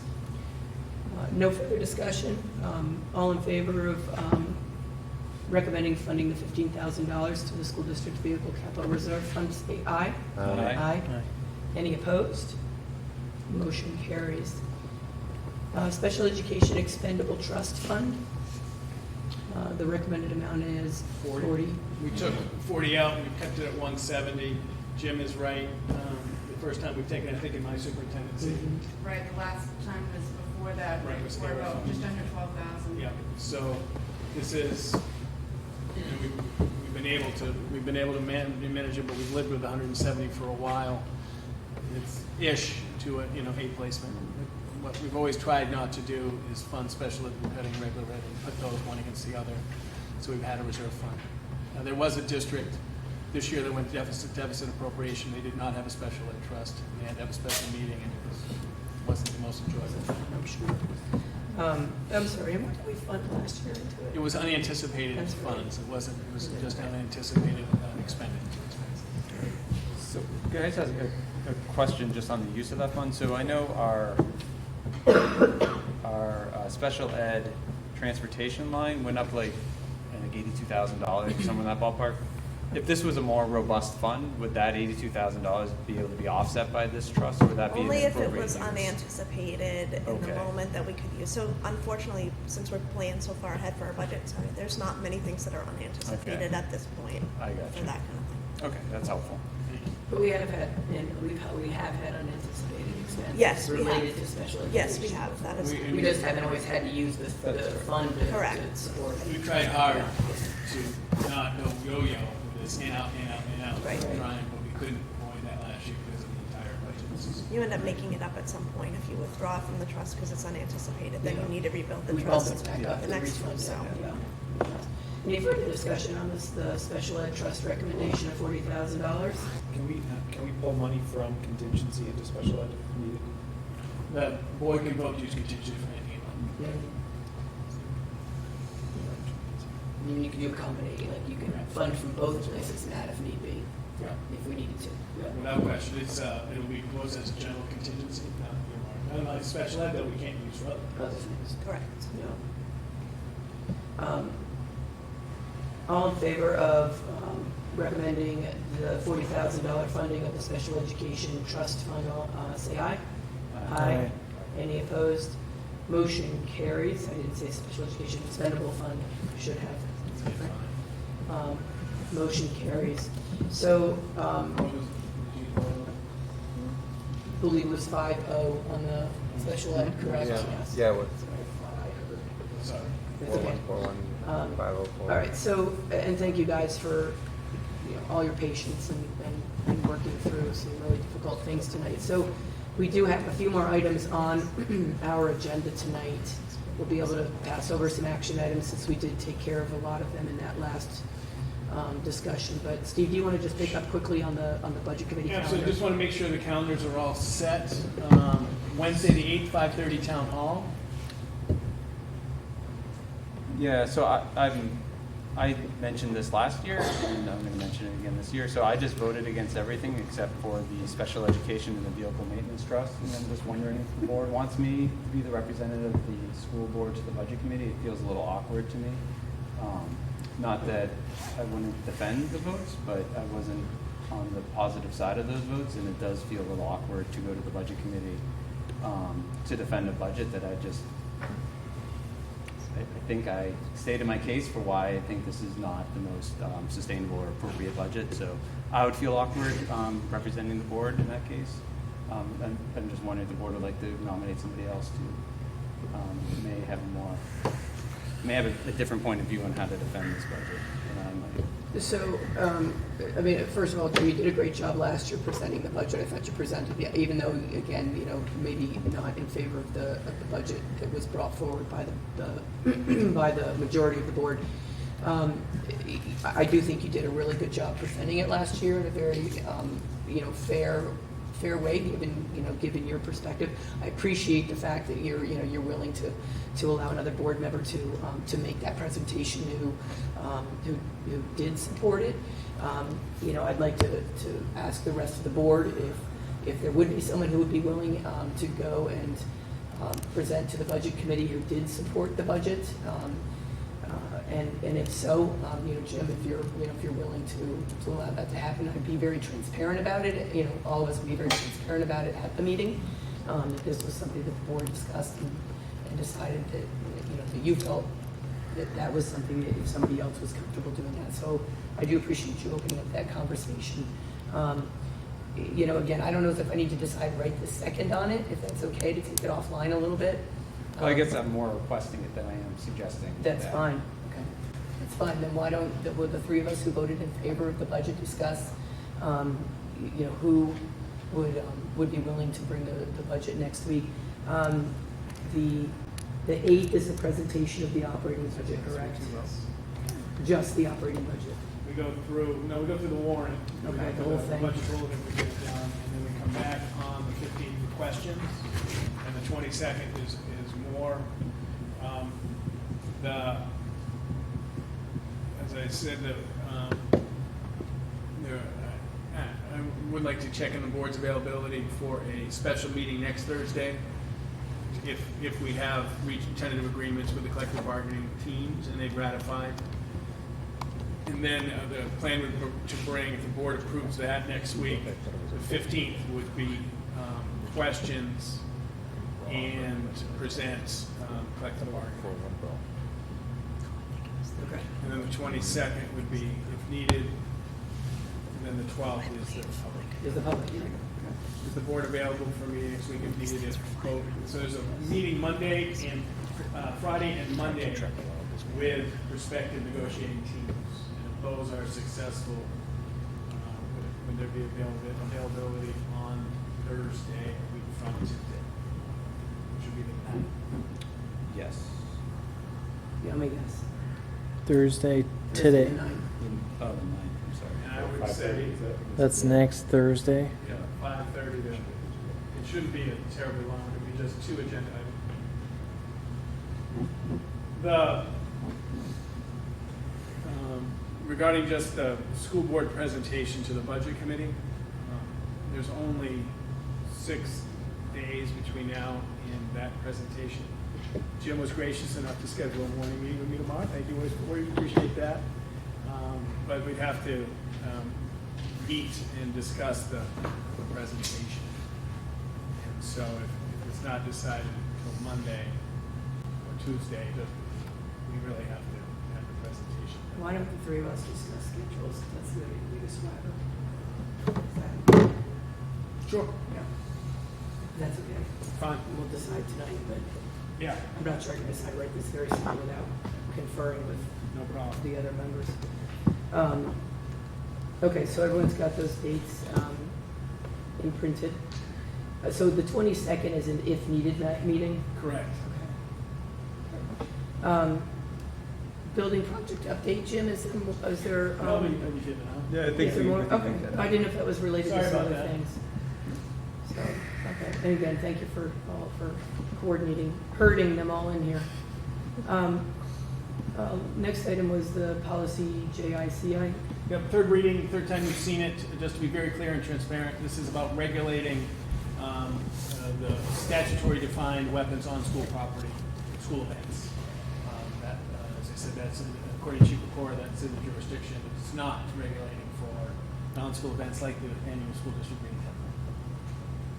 Everybody's had a chance to review it once again. That's an action item tonight. Up next, bringing forward a nominee. This is a maternity leave sub, McKenna Philippon. How did I do? Third one. Pending final approval of me, but this is, we talked about this, this is a preschool. We think it's the best situation to provide the needed supports, instructional assistance support for maternity sub. That's an action item tonight. Somebody okay on that? Yep. And then tonight, it's the first time, this is exciting, that we applied for a couple years ago, the infrastructure grants, that's the safety, security, all that piece, and Michelle's leadership with Bill Caruso and now Noah Thompson and Chris and Rebecca, we can seal the deal on this high school portion of this. As I put it in the packet, it is required that the board signs, so anytime the board signs, we make an action item. And there is a notary process, and we have a notary on staff who will do that for us. But that is an action item tonight. And we'll get some money from the state, which is a good thing. And then the last thing, I'm very pleased to bring forward an anonymous donation of $2,500 to the Hopkinton High School Interact Club to support their trip. That's a significant donation to support it. Just very privileged to bring that forward. And that's all I have. That's it, thank you. At this point, we have our second opportunity for public comment on the last man standing. Just one comment. I'm very happy to hear that on the agenda for the construction project is the fire suppression system at Arrowmark. I just think that is so important. I'm happy to hear that. That's being looked at. Thank you. Thank you. Thank you for being here. There are just a few action items that we need to do at this point in time. I'll take a motion for the Hopkinton School Board to accept the building committee's recommendation to award the construction management contract to Bonnet, Page and Stone pending successful negotiations. So moved. Seconded. Any further discussion? All in favor? Aye. Any opposed? Motion carries. Scrolling down. I'll take a motion for the Hopkinton School Board to accept the superintendent's recommendation to adopt policy JICI, weapons on school property. So moved. Seconded. Any further discussion? All in favor? Aye. Any opposed? Motion carries. And I apologize. I just want to make sure, Michelle needs some direction on the warrant, because she's put together a budget goal. I want to make sure we're okay, kind of the order we just went. So, but we're going to slide in. So we're going to start with your report changes, which we've done. We're going to go to the general fund operating budget. Then we'll go to the HEA Yes. and the special meeting. There's always a special meeting article. Then we'll go Teamsters, special meeting article. And then we'll go contingency, maintenance, special ed vehicle. District, vehicle, yeah, and special ed. Does that sound right to you, Michelle? However you want it, I just gotta make I it. think that's what you do. Kind of go in order of magnitude and importance. So budget, 2 collective bargaining, contingency, maintenance, special ed vehicle. Everybody okay? Thank you. We can change, it's just more work. You'll see it. I'll take a motion for the Hopkinton School Board to accept the superintendent's nomination of McKenna Philippon, long-term sub-instructional assistant at Harold Varney School, pending final approval of the superintendent of schools. Seconded. Any further discussion? All in favor? Aye. Any opposed? Motion carries. Take a motion for the Hopkinton School Board to accept the superintendent's recommendation to approve the New Hampshire Infrastructure Hopkinton Middle and High School stage request for payment. So moved. Second. Any further discussion? All in favor? Aye. Any opposed? Motion carries. Take a motion for the Hopkinton School Board to approve the superintendent's recommendation to accept a $2,500 anonymous donation to the Hopkinton Interact Club. So moved. Seconded. Any further discussion? And thank you very much to the anonymous donor. All in favor? Aye. Any opposed? Motion carries. Do we have a need for non-public tonight? Yes, please. I'll take a motion for a non-public session for the discussion of matters as per RSA 91-A:3, Roman numeral 2A, and C. Well, B, A, B, and C. So we're personnel, negotiations, and hiring? Well, Reputation. yeah, well, that wasn't ready for tiers. You guys are all set on the tiers. Yeah. Do you have any questions about the specific people? No. And just A and C. And just A and C. So negotiations and personnel? The negotiations not. So which one is Negotiation. negotiate the discuss the promotion compensation pay?